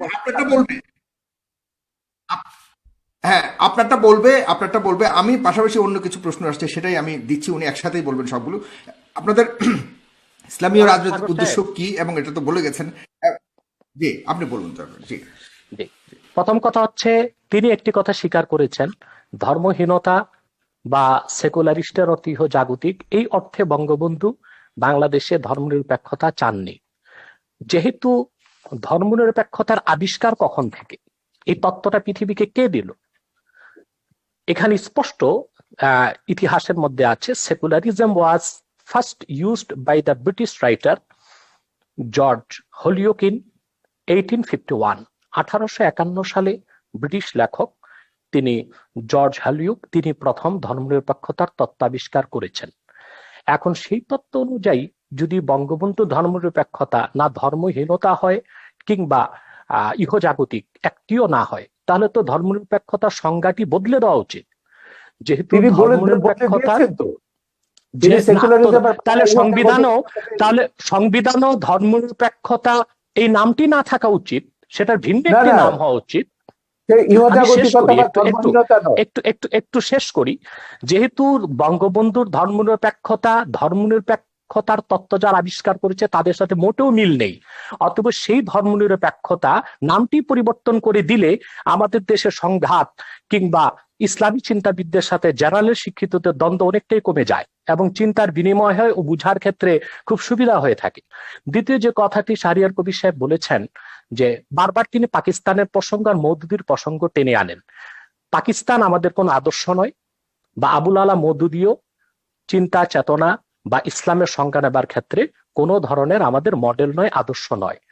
কাদিয়ানী সম্প্রদায় নিঃসন্দেহে অমুসলিম এবং কাফের, এটা কোরআন হাদিস এবং ইজমাই উম্মতের সর্বস্বীকৃত সিদ্ধান্ত অনুযায়ী প্রতিষ্ঠিত, কারণ তারা খাতমে নবুয়তকে বিশ্বাস করে না। আল্লাহ এক, আল্লাহর একত্বে এরা হত্যার যোগ্য, তাই তো? শেষ করতে দেন, এদেরকে হত্যা করাটা বৈধ। একটু শেষ করছি আমি। দ্বিতীয়ত, হ্যাঁ হুজুর, যদি একটু সাপ্লিমেন্ট করে তাহলে সুবিধা হয়, আপনি সাথে জবাব দিতে পারবেন। শেষ করি, আমি শেষ করছি। আল্লাহ এক, আল্লাহর একত্বে কারো শরীক নেই। ঠিক সেভাবে মুহাম্মদ সাল্লাল্লাহু আলাইহি সাল্লামকে আল্লাহ তাআলা ১৫০০ বছর আগে প্রেরণ করে নবুয়ত ও রিসালাতের দরজা চিরতরে বন্ধ করে দিয়েছেন। ওনার পরে আজ পর্যন্ত কোন প্রকারই নবী কিংবা রাসূল আসে নাই, কিয়ামত পর্যন্ত আসবে না। এটাকে বলা হয় আকীদায়ে খাতমে নবুয়ত। এই আকীদা খাতমে নবুয়তকে যে বিশ্বাস করবে না, নিঃসন্দেহে অমুসলিম এবং কাফের। সেজন্য কাদিয়ানী সম্প্রদায় অমুসলিম এবং কাফের, এটা ৫৭টি মুসলিম রাষ্ট্রের অধিকাংশ মুসলিম রাষ্ট্রে সংসদীয়ভাবে বিল পাশ করে ঘোষণা করা হয়েছে। দুঃখজনক আমাদের বাংলাদেশে এখনই হয়নি, কারণ বাংলাদেশে কাদিয়ানীদের পক্ষাবলম্বন করার জন্য প্রচুর বুদ্ধিজীবী নামের বুদ্ধি প্রতিবন্ধী আছে। এখন হত্যার কথা এসেছে, আমরা যদি পাকিস্তানের সেই সময়ের আন্দোলনটা দেখি, হযরত আল্লামা মাহমুদুল হাসান, মুফতি শফি সাহেব রহমতুল্লাহ সহ ইসলামী চিন্তাবিদগণ যখন আন্দোলন করেছেন, কাদিয়ানী বিরোধী আন্দোলনে ১০,০০০ মুসলমান শাহাদাত বরণ করেছে। আমি জানতে চাই, কাদিয়ানী কয়জনকে হত্যা করা হয়েছে পাকিস্তানে, তার কোনো হিসাব কি দিতে পারবেন শাহরিয়ার কবির সাহেব? অথচ কাদিয়ানীদেরকে অমুসলিম ঘোষণার দাবি আদায় করতে যে পাকিস্তানে ১০,০০০ মুসলমান শাহাদাত বরণ করেছে, কারণ চরম সেকুলারির ধর্মনিরপেক্ষ ভুট্টো মুসলমানদের বিপক্ষে অবস্থান নিয়েছিল। ১০,০০০ মুসলমানের রক্তের বিনিময়ে কাদিয়ানীদেরকে রাষ্ট্রীয়ভাবে পাকিস্তান সরকার অমুসলিম ঘোষণা করেছিল। তৃতীয় যে বিষয়, ইসলামের সংজ্ঞা কোন বুদ্ধিজীবী কি দিল সেটা পরের কথা। আল্লাহ তাআলা স্পষ্ট কোরআনে বলেছেন, আল্লাহ তাআলা স্পষ্ট করে দিয়েছেন কোরআনে, কে মুসলিম কে অমুসলিম, কে কাফের কে মুমিন। এখন মনে করুন আমাদের শাহরিয়ার কবির সাহেব নিজকে নিশ্চয়ই মুসলিম পরিচয় দিচ্ছেন, কিন্তু কোরআনের কোথাও উনি যে মুসলিম ওনার নামটি খুঁজে পাওয়া যাবে না। তাই বলি কি ওনাকে মুসলিম বলা যাবে না? আপনি সাগর, আপনার নাম কোরআন কারীমে কোথাও নেই যে সাগর একজন মুসলিম ব্যক্তি। আপনাকে কিভাবে আমি মুসলিম বলবো? কে মুসলিম কে অমুসলিম সেই সংজ্ঞা কোরআন দিয়েছে। সেই সংজ্ঞা অনুযায়ী যে যুগে যে লোক আসবে, মুসলিমের সংজ্ঞায় যে সংজ্ঞায়িত হবে তাকে আমরা মুসলিম বলবো, অমুসলিমের সংজ্ঞায় যে সংজ্ঞায়িত হবে তাকে আমরা অমুসলিম বলবো। যেহেতু কোরআন সুন্নাহ ও ইজমাই উম্মতের মতে কাদিয়ানী সম্প্রদায় অমুসলিম, সেজন্য আমরা তাদেরকে অমুসলিম এবং কাফের জানি, এবং এটা কোরআনের মত, হাদিসের মত, ইজমাই উম্মতের মত। ধর্মনিরপেক্ষতার বিষয়ে বাংলাদেশের যে বিষয়টা আসছে, আবারও আমি বলবো, যেহেতু বঙ্গবন্ধু তিনি ধার্মিক লোক ছিলেন এবং তিনি পাশ্চাত্যের ধর্মনিরপেক্ষতায় বিশ্বাসী ছিলেন না, ওনার ধর্মনিরপেক্ষতার সংজ্ঞা ভিন্ন ছিল, তাহলে সংবিধানে ধর্মনিরপেক্ষতার শব্দটি পরিবর্তন করে বঙ্গবন্ধুর মতাদর্শের জুৎসই একটি সংজ্ঞা দিয়ে দিলেই তো সুন্দর হয়ে যায়। চতুর্থ যে বিষয়টি শাহরিয়ার কবির সাহেব বলেছেন, মৌলবাদী। মৌলবাদ আর উগ্রবাদ এক জিনিস নয়। আমরা প্রতিটি মুসলিম নিজকে মৌলবাদী মনে করে থাকি। মৌলবাদ শব্দটার উৎপত্তি কোত্থেকে? ফান্ডামেন্টালিজম, এটা কোত্থেকে এসেছে? ইউরোপে যখন রেনেসাঁ বিপ্লব হয়েছে, সেখানে খ্রিস্টানরা দুই ভাগে বিভক্ত হয়েছিল, ক্যাথলিক, প্রোটেস্ট্যান্ট। প্রোটেস্ট্যান্টরা বিশ্বাস করত আক্ষরিক অর্থে বাইবেল ঐশ্বরিক, আর ক্যাথলিকরা বিশ্বাস করত আক্ষরিক অর্থে বাইবেল ঐশ্বরিক নয়। তখন ক্যাথলিকরা প্রোটেস্ট্যান্টদেরকে ফান্ডামেন্টালিস্ট বা মৌলবাদী আখ্যায়িত করেছিল। সেই হিসেবে যদি আমরা আক্ষরিক অর্থে কোরআনকে বিশ্বাস করার কারণে মৌলবাদী হয়ে থাকি, অবশ্যই আমরা মৌলবাদী, এবং সেই মৌলবাদকে আমরা লালন করি কোরআনকে আক্ষরিক অর্থে বিশ্বাস করার কারণে। আর যদি উগ্রবাদ সেই অর্থে মৌলবাদী বলা হয়, তাহলে আমরা বলবো আমরা মৌলবাদী নয়, আমরা পরামর্শহীন। আমরা খেলাফতে বিশ্বাসী, ইসলামের মূলে বিশ্বাসী, এবং ইসলামিক আপনার ইসলামের রাজনৈতিক আদর্শে কিভাবে বিশ্বাসী। কায়েম হবে? খেলাফতটা কিভাবে কায়েম হবে একটু ব্যাখ্যা করেন। হ্যাঁ, খেলাফত কিভাবে বিভিন্ন খেলাফত ভাবে কায়েম। প্রতিষ্ঠা করবে? হ্যাঁ, যে কাজটি এখন বাংলাদেশে হচ্ছে, জনমত তৈরি করা হচ্ছে, যারা ইসলামী রাজনীতির পক্ষে তারা আলাপ আলোচনার মাধ্যমে, ওয়াজ নসিহতের মাধ্যমে মানুষকে এটি বুঝাতে সক্ষম হচ্ছে যে ইলেকশন কোরআন করবেন তো? সুন্নাহর, না কোরআন সুন্নাহর রাজনীতি, সেটাও না বলছি। না, আপনারা কি কোরআন ইলেকশন সেটা করে বলছি করবেন বলছি না বিপ্লব সেটা করে সেটা করবেন? বলছি আমি। কোরআন সুন্নাহর রাজনৈতিক আদর্শ হচ্ছে শুধুমাত্র খেলাফত। প্রথম হচ্ছে থিওরিক্যাল, আমরা সেই থিওরিক্যাল বিশ্বাসটি মানুষের মধ্যে গড়ে তুলছি, একসময় মানুষ খেলাফতে বিশ্বাসী হবে। এখন যদি সেই খেলাফতকে প্রতিষ্ঠা করতে যে আমাদেরকে ইলেকশন করতে হয়, সেটা ইলেকশনকে খেলাফত সমর্থন করে না। কিন্তু শরীয়তের একটি অন্যতম উসুল হচ্ছে যে আয-যারুরাতু তুবিহুল মাহযুরাত। আরেকটি উসুল হচ্ছে আয-যারুরাতু তাতাকাদ্দারু বিকাদরি যারুরা। বিশেষ প্রয়োজনে, আপৎকালীন মুহূর্তে যা নিষিদ্ধ তা সাময়িক সময়ের জন্য করা যেতে পারে। অতএব ইলেকশনের মাধ্যমেও যদি রাষ্ট্র ক্ষমতায় যে ইসলামপন্থীগণ খেলাফতকে প্রতিষ্ঠিত করেন, তারপরে রাষ্ট্র ব্যবস্থার নীতি পরিবর্তন করার অথরিটি তারা পাবেন। তৃতীয় যে বিষয়টি আমি বলবো, যে আজকে সারা পৃথিবীতে গণতন্ত্র সমাজতন্ত্র ব্যর্থতার পরিচয় দিয়েছে। গণতন্ত্র সমাজতন্ত্র ধর্মনিরপেক্ষতা কাগজে কলমে আছে, বাস্তবতায় পৃথিবীর কোথাও নেই। বরং পৃথিবীর শক্তিশালী রাষ্ট্রগুলো এখন খেলাফত ব্যবস্থার দিকে ধাবিত হচ্ছে, অঘোষিতভাবে প্রচার না করে। যেমন মস্কোতে সোভিয়েত রাশিয়া ভেঙে যাবার পর এখন পুতিন ক্ষমতায় এসেছে, সে অনেকটা একনায়কতন্ত্রকে গ্রহণ করেছে। সেখানে গণতন্ত্রের দোহাই দিয়ে দীর্ঘমেয়াদী ক্ষমতায় সে আছে, অর্থাৎ একজন ব্যক্তিকে রাষ্ট্র পরিচালনায় তারা পছন্দ করে নিয়েছে, যেটা অনেকটা খেলাফতের কনসেপ্টের সাথে মিলে যায়। চায়নাতে প্রধানমন্ত্রীকে আজীবন ক্ষমতা তারা দিয়েছে, সেটাও খেলাফতের সাথে অনেকটা সাদৃশ্য অবলম্বন করে। মূলত খেলাফত ব্যবস্থার মাধ্যমে একটি কল্যাণময় রাষ্ট্র হতে পারে, এমন একটি রাষ্ট্র হতে পারে যেখানে ইসলামের সমান অধিকার সংরক্ষিত হতে পারে, পাশাপাশি অন্যান্য ধর্ম সমান অধিকার লাভ করতে পারে। খেলাফত 1300 বছর পৃথিবীকে নেতৃত্ব দিয়েছে। সেই খোলাফায়ে রাশিদিন, তাদের পরে খেলাফতে বনি উমাইয়া, খেলাফতে বনি আব্বাস এবং অটোমান সাম্রাজ্য, যেটাকে বলা হয় খেলাফতে উসমানিয়া, 1924 সাল পর্যন্ত বিশ্বকে নেতৃত্ব দিয়েছে। এমন কোন ইতিহাস পৃথিবীর কোথাও খুঁজে পাওয়া যাবে না তখন অন্য ধর্মের উপর নির্যাতন নিপীড়ন হয়েছে, অন্য ধর্মের মানুষের অধিকারকে ক্ষুণ্ণ করা হয়েছে। বাদশাহ আকবর যখন দ্বীন এলাহিকে প্রতিষ্ঠিত করেছিল ভারতে, পরবর্তীতে তার নাতি বাদশাহ আলমগীর যখন খেলাফতের অনেকটা কনসেপ্ট গ্রহণ করেছিল, ইসলামী শরিয়া ব্যবস্থাকে চালু করেছিল, বিধিবদ্ধ ইসলামের সংবিধান ফাতাওয়া হিন্দিয়া বা ফাতোয়া আলমগীরি সংকলন করেছিলেন, তখন ভারতে কোথাও কোন একটি হিন্দু মন্দিরের উপর আঘাত করা হয়নি, হিন্দুদের কোনো উপাসনালয়, কোনো ধর্মস্থানে আঘাত করা হয়নি। হিন্দুরা অত্যন্ত অবলীলায় এবং সুন্দরভাবে তাদের ধর্ম পালনের সুযোগ পেয়েছে। অথবা খেলাফত রাষ্ট্র প্রতিষ্ঠিত হলেই অন্য ধর্মের মানুষ তার ধর্মীয় অধিকার পালন করতে পারে এবং সুযোগ সুবিধা গ্রহণ করতে পারে, এবং পৃথিবীকে একদিন আবার ফিরে আসতে হবে খেলাফতের দিকেই, এবং মুসলিম বিশ্বগুলো আবার খেলাফতের দিকে ফিরে আসবে। সেটাও একটি চিরন্তন সত্য কথা। আপনাকে অনেক ধন্যবাদ। প্রায় 20,000 মানুষ এই মুহূর্তে একসাথে আমাদের অনুষ্ঠানটি দেখছে। দর্শক, আপনারা অবশ্যই এই 20,000 মানুষ যারাই দেখছেন তারা অবশ্যই আমাদের পেজটিকে লাইক দেবেন, এবং আমাদের যে ইউটিউব চ্যানেলটি আছে সেখানে একটু পরে এটা আবারও প্রচারিত হবে, সেখানে আপনারা দেখতে পাবেন। যারা প্রথম থেকে দেখতে পারেননি তারা অবশ্যই আমাদের ইউটিউব চ্যানেলটিকে সাবস্ক্রাইব করবেন। জনাব শাহরিয়ার কবির আপনার কাছে আসছে, আপনার অনেক শুনেছেন জনাব ডক্টর এনায়েতুল্লাহ আব্বাসীর কথা। আপনার কাছে আমি আরেকটি প্রশ্ন করতে চাই যে আপনি ধর্মীয় আলোকে শিক্ষা ব্যবস্থার ঘোর বিরোধিতা করেছেন এবং কিছু কিছু বিষয়ে আপনি অনেক আপত্তি তুলেছেন বিভিন্ন সময়ে। সেটা আসলে যদি বাই চয়েস হয়ে থাকে যে আমি ধর্মীয় শিক্ষায় শিক্ষিত হতে চাই, সেখানে সমস্যাটা কেন, আপত্তিটা কেন? না, ধর্মীয় শিক্ষা তো আমি কখনো বিরোধিতা করিনি। আমি কখনো বলিনি মাদ্রাসা ব্যবস্থা তুলে দিতে হবে, যদিও আমাদের সংবিধানে আছে একমুখী শিক্ষা হতে হবে। আমরা বলেছি বিশেষ করে কওমি মাদ্রাসা নিয়ে, যে কওমি মাদ্রাসায় যারা পড়ে আমাদের দেশের গরিব মানুষের ছেলেরা এখানে পড়ে, এতিমরা পড়ে এখানে। কারণ এই একটা বৃহৎ সংখ্যক ছাত্র বা তরুণ গোষ্ঠীকে আমরা কেন ওই উগ্র মৌলবাদীদের জিম্মি করে রেখে দেবো? এখানকার ক্যারিকুলামে কিন্তু আমাদের কোনো হাত নেই। এরা বাংলাদেশের মুক্তিযুদ্ধের ইতিহাস জানে না। তাদের যে জাতি যে হাজার বছরের বাঙালি জাতির যে একটা সমৃদ্ধ ইতিহাস রয়েছে, সম্প্রীতির ইতিহাস রয়েছে, মানবতার ইতিহাস রয়েছে, মানুষকে ভালোবাসার ঐতিহ্য রয়েছে, এগুলো কিন্তু কিছুই তারা জানে না। তাদের মাথার মধ্যে জেহাদ ঢোকানো হচ্ছে, খেলাফত ঢোকানো হচ্ছে, ভিন্ন মত, ভিন্ন ধর্ম, ভিন্ন জীবনধারা যারা বিশ্বাসী তাদেরকে হত্যা করতে হবে। হত্যার বিবরণগুলো দেখলেই তো আপনি বুঝবেন। হত্যার যে এই যে যখন আপনার এই যে 15 সালে 16 সালে যখন এই যে ধারাবাহিক ব্লগারদের হত্যা করা হলো, একটা ঘটনা আমি বলি। ব্লগার বাবুকে যে হত্যা করেছিল, যে সে দুটো মানুষ, ওই যে একজন হিজড়া একজন ফেরিওয়ালা তাকে উদ্ধার জড়িয়ে ধরেছিল, আটকে ছিল, সেই ছেলেটা সেও একটা তরুণ, মাদ্রাসা থেকে মাত্র বেরিয়েছে। সেই তরুণকে জিজ্ঞাসাবাদে জিজ্ঞেস করলো, কেন তুমি বাবুকে হত্যা করছো? ও বলে, আমার হুজুর আমাকে বলেছেন, উস্তাদ আমাকে বলেছেন। বলে, তুমি বাবুর কোনো লেখা পড়েছো? বলে, না, পড়িনি।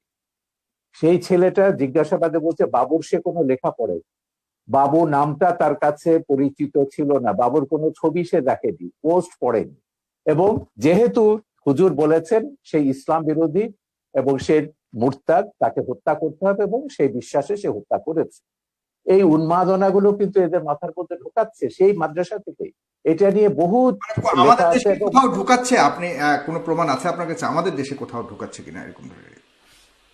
আমরা 2013 সালে হেফাজত জামাতের এই তাণ্ডবের পরে একটা শ্বেতপত্র বার করেছি, 1000টা মাদ্রাসা, কওমি মাদ্রাসায় তদন্ত করেছি, এবং আমাদের যে এবং ওই রাতে কারা কতজনকে হত্যা করা হয়েছিল সেটা রিপোর্ট আমাদের শ্বেতপত্রে আছে, যেটা হেফাজত পর্যন্ত চ্যালেঞ্জ করেনি।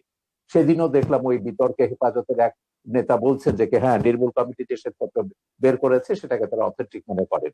কিন্তু সেই শ্বেতপত্রে আমরা দেখিয়েছি আমাদের কওমি মাদ্রাসাগুলোতে তারা জাতীয় সঙ্গীত গায়। কেন? এটা প্রথমে বলছে এটা হচ্ছে সঙ্গীত হচ্ছে হারাম, ইসলামের গান গাওয়ার বিধান নেই।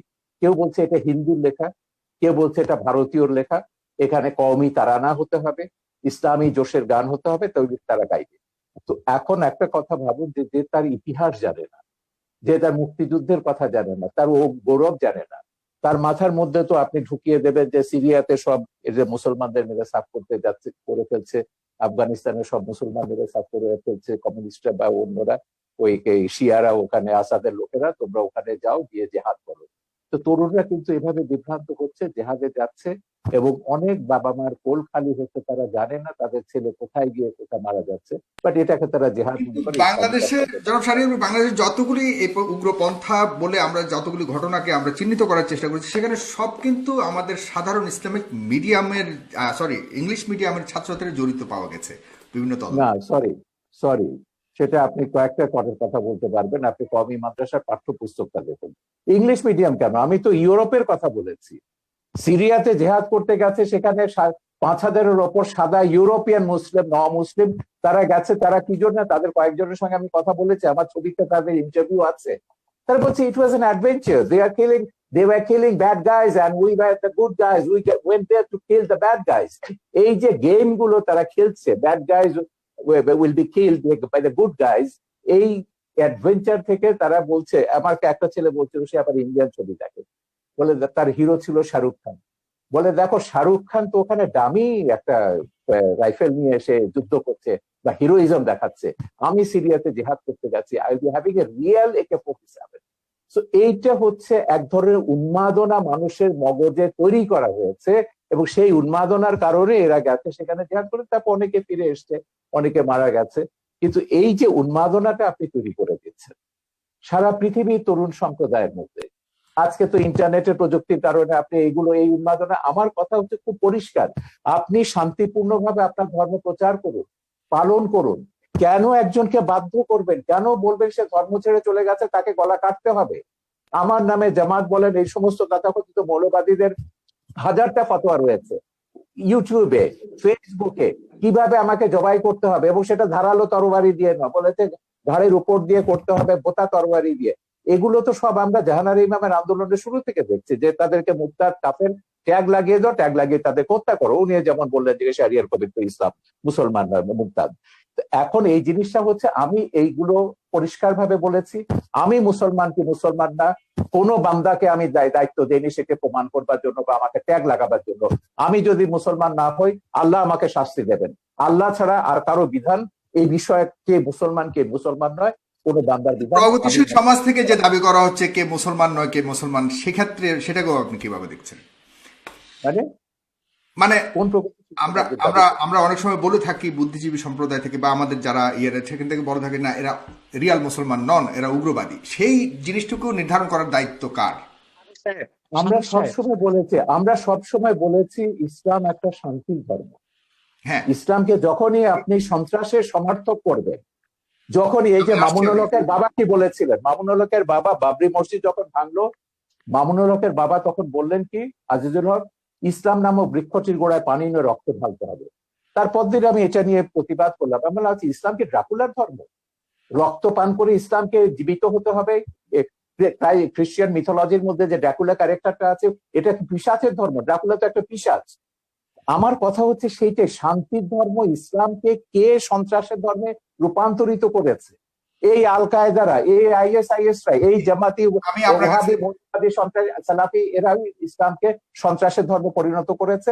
আমি ইসলাম নিয়ে কথা বলছি, সব ধর্মের ব্যাপারে আমি বলছি, মৌলবাদ আপনি আপনার ব্যক্তিগত জীবনে রাখুন, সেটাকে আমার উপর চাপাতে যাবেন না, রাষ্ট্রের উপর এটাকে চাপাতে যাবেন না। আমি আপনার কাছে আবারও আসছি শারীরিক করবে। আমরা অনুষ্ঠানের প্রায় শেষ প্রান্তে, আমরা খুব ছোট করে আরো কিছু মন্তব্য নেব, এবং অনেকেই মন্তব্য করেছেন। দর্শক, আপনাদের মন্তব্য থেকে আমি কিছু মন্তব্য নেব একটু পরেই। অবশ্যই আপনারা শেয়ার করবেন অনুষ্ঠানটিকে, তাহলে অনেকেই দেখতে পাবে। আইএস নিয়ে কথা হয়েছে, আইএস নিয়ে এই মাত্র ডক্টর শাহরিয়ার কবির কথা তুলেছেন। সেখানে অসংখ্য মুসলমান হত্যা করা হয়েছে, জনাব ডক্টর এনায়েতুল্লাহ আব্বাসী। এই যে মুসলমানরা নিজেরা আরেকটা মুসলমানকে হত্যা করা বা কোনো, এটা কোনোভাবে কি জাস্টিফাইড কিনা ধর্মীয় আলোকে? ধন্যবাদ সাগর আপনাকে। কিন্তু শাহরিয়ার কবির সাহেবের একটি প্রশ্নের উত্তর দিয়েই কথাটি শুরু করা উচিত মনে করছি। তিনি বলেছেন কে মুসলিম কে অমুসলিম এই অথরিটি একমাত্র আল্লাহ তাআলার। আমি তাকে তাৎক্ষণিক প্রশ্ন করছি, এবং উত্তরটি তিনি তার ফ্লোর যখন পাবেন তখন দিবেন, যে কোন ব্যক্তি যদি বাংলাদেশের স্বাধীনতা সার্বভৌমত্বকে অস্বীকার করে, সংবিধান অনুযায়ী সে লোকটি রাষ্ট্রদ্রোহী, এবং রাষ্ট্রদ্রোহী হিসেবে তার শাস্তি হবে। কিন্তু সংবিধানে সেই রাষ্ট্রদ্রোহীর নাম লেখা থাকার প্রয়োজন নেই। ঠিক সেভাবে কে কাফের কে মুমিন, কে মুসলিম কে অমুসলিম, তা আল্লাহ কর্তৃক প্রেরিত সংবিধান কোরআন কারীমের মধ্যে স্পষ্ট করে দেওয়া হয়েছে। অতএব কোরআন কারীমের বিধান অনুযায়ী উলামায়ে কেরাম কে কাফের সেটা বলেন, কে মুসলিম সেটা বলেন। এটা একটি স্পষ্ট বিষয়। খুবই স্থূল চিন্তার, সূক্ষ্ম চিন্তার প্রয়োজন নেই, স্থূল চিন্তাধারীও কথাটি বুঝতে পারে। কোন ব্যক্তি যদি স্বাধীনতা সার্বভৌমত্ব অস্বীকার করে, এখন তাকে যদি রাষ্ট্রদ্রোহী বলে, সে যদি বলে যে সংবিধান আমরা নিতে পারি, আমরা শাহরিয়ার কবির কিছু জিজ্ঞাসা করতে চাচ্ছি, আপনি যদি নেন তাহলে আপনার কথা বলতে সুবিধা হবে। আমি একটু শেষ করছি, আবার শুনবো। অতএব কোরআন কারীমে আল্লাহ স্পষ্ট বলে দিয়েছেন মা ইউজাদুলু ফি আয়াতিল্লাহি ইল্লাল্লাযিনা কাফারু। আল্লাহর কোরআনের আয়াতে যে সন্দেহ করে, অস্বীকার করে, সে কাফের ছাড়া কিছুই নয়। এখন কোরআন কারীমের 6666 খানা আয়াতের কোন একটি আয়াতকে কেউ যদি অস্বীকার করে, আল্লাহর সিদ্ধান্ত অনুযায়ী আমি তাকে কাফের বলবো। তাকে যে কাফের বলবে না, সেও কাফের হয়ে যাবে। তবে তার শাস্তি কি হবে সেটাও কোরআন নির্ধারণ করে দিয়েছে, হাদিস নির্ধারণ করে দিয়েছে। দ্বিতীয় যে কথা তিনি বলেছেন আইএস এর কথা, জিহাদের কথা, সবচেয়ে আফসোসের বিষয়, জিহাদ সম্পর্কে ইসলাম কি বলে আমাদের ধারণাটা মোটেও নেই। আইএস কে আমরা প্রকৃত মুসলিম তো মনেও করি না। সেটা কি মুসলমান দায়ী? আইএস এর প্রতিটি অস্ত্রের গায়ে লেখা ছিল, অস্ত্রের গায়ে it is the property of United state of America. Is এর অস্ত্রগুলো আমেরিকার দেওয়া। ইসলাম মুসলমানের চিরশত্রু আমেরিকা জিহাদ করার জন্য আইএস কে অস্ত্র দিবে কেন? তাতে তো বোঝা যায় বাল মে কুছ কালা হয়, কালা হয়। সন্ত্রাস ছড়িয়ে তার দায়ভার ইসলামের উপর দেওয়ার একটি নিউ কনজারভেটিভ ইহুদি খ্রিস্টানদের রক্ষণশীল সমাজের একটি অপচেষ্টা ছাড়া আর কিছু নয়। কিন্তু সবচেয়ে বড় কথা হচ্ছে, যারা অস্ত্র হাতে মধ্যপ্রাচ্যে জিহাদ করছে তাদেরকে আমরা সন্ত্রাসী বললাম, কিন্তু সেই সন্ত্রাস তৈরির পিছনে যারা ক্ষেত্র প্রস্তুত করলো তাদেরকে আমরা অপবাদ দিচ্ছি না কেন? আমেরিকা ইরাকে হামলা করেছে, অজুহাত ছিল সেখানে কেমিক্যাল উইপন আছে, রাসায়নিক অস্ত্র আছে। একটি স্বাধীন সার্বভৌম দেশকে তছনছ করে দিল, মাটির সাথে মিশিয়ে দিল। কিন্তু তদন্তে দেখা গেল এক ফোঁটা কেমিক্যাল উইপন সেখানে পাওয়া যায়নি। এখন সেখানে ইরাকের মুসলমানরা যদি তাদের স্বাধীনতা সার্বভৌমত্বের জন্য, তাদের অধিকারকে রক্ষার জন্য অস্ত্র হাতে তুলে নেয়, সেই জিহাদ সন্ত্রাস হয়ে যাবে। এতটা অযৌক্তিক অবিচার কোনো মানুষ তো মেনে নিতে পারে না। ফিলিস্তিনে মুসলমান বসবাস করতে আজকে পারছে না, ইসরায়েলি সন্ত্রাসীদের কারণে বাইতুল মুকাদ্দাসে মুসলমান নামাজ পড়তে পারছে না। সেখানে মুসলমান যদি তার অধিকারকে সংরক্ষণ করার জন্য, অধিকারকে আদায় করার জন্য অস্ত্র হাতে তুলে নেয়, সেটা সন্ত্রাস হয়ে যাবে। সারা বিশ্বব্যাপী জাতিসংঘের তত্ত্বাবধানে সন্ত্রাসকে ছড়ানো হচ্ছে। বাংলাদেশের বিষয়ে বলা হচ্ছে কওমি মাদ্রাসার ছাত্ররা সন্ত্রাস করে, অথচ জেএমবি যখন বাংলাদেশে সিরিজ বোমা হামলা করেছে, কওমি মাদ্রাসাগুলো মাঠে ঘাটে আন্দোলন করেছে সন্ত্রাসের বিরুদ্ধে। হাটহাজারী থেকে আহমদ শফি সাহেব তখন মহাপরিচালক ছিলেন, তিনি স্পষ্ট করে ব্যাখ্যা দিয়েছিলেন নিরপরাধ মানুষকে বোমা মেরে হত্যা করা ইসলাম সমর্থন করে না। সে দায়টা কওমি মাদ্রাসা কেন দিবে? এদেশের মাদ্রাসাগুলো কেন দিবে? বরং পিছনে কারা জড়িত ছিল তারাই দায়ী হবে বলে আমরা বিশ্বাস করি। রমনা বটমূলে যখন বোমা হামলা করা হয়েছিল তখন আমরা দেখেছি দায় দেওয়া হয়েছিল মাদ্রাসা ছাত্রদের, কিন্তু রমনা বটমূলে বোমা হামলার 1 ঘন্টা পরই আমরা দেখেছি বামপন্থী কিছু সংগঠন ব্যানার নিয়ে আলেম ওলামার বিরুদ্ধে মিছিল বের করেছে। তারা কি করে জানতো যে 1 ঘন্টা আগে রমনা বটমূলে বোমা হামলা হবে? নিশ্চয় ঘটনাটির সাথে তারা জড়িত ছিল। সন্ত্রাসী কর্মকাণ্ড করে দায় তারা আলেম ওলামা পীর মাশায়েখের উপর দেওয়ার চেষ্টা করেছে।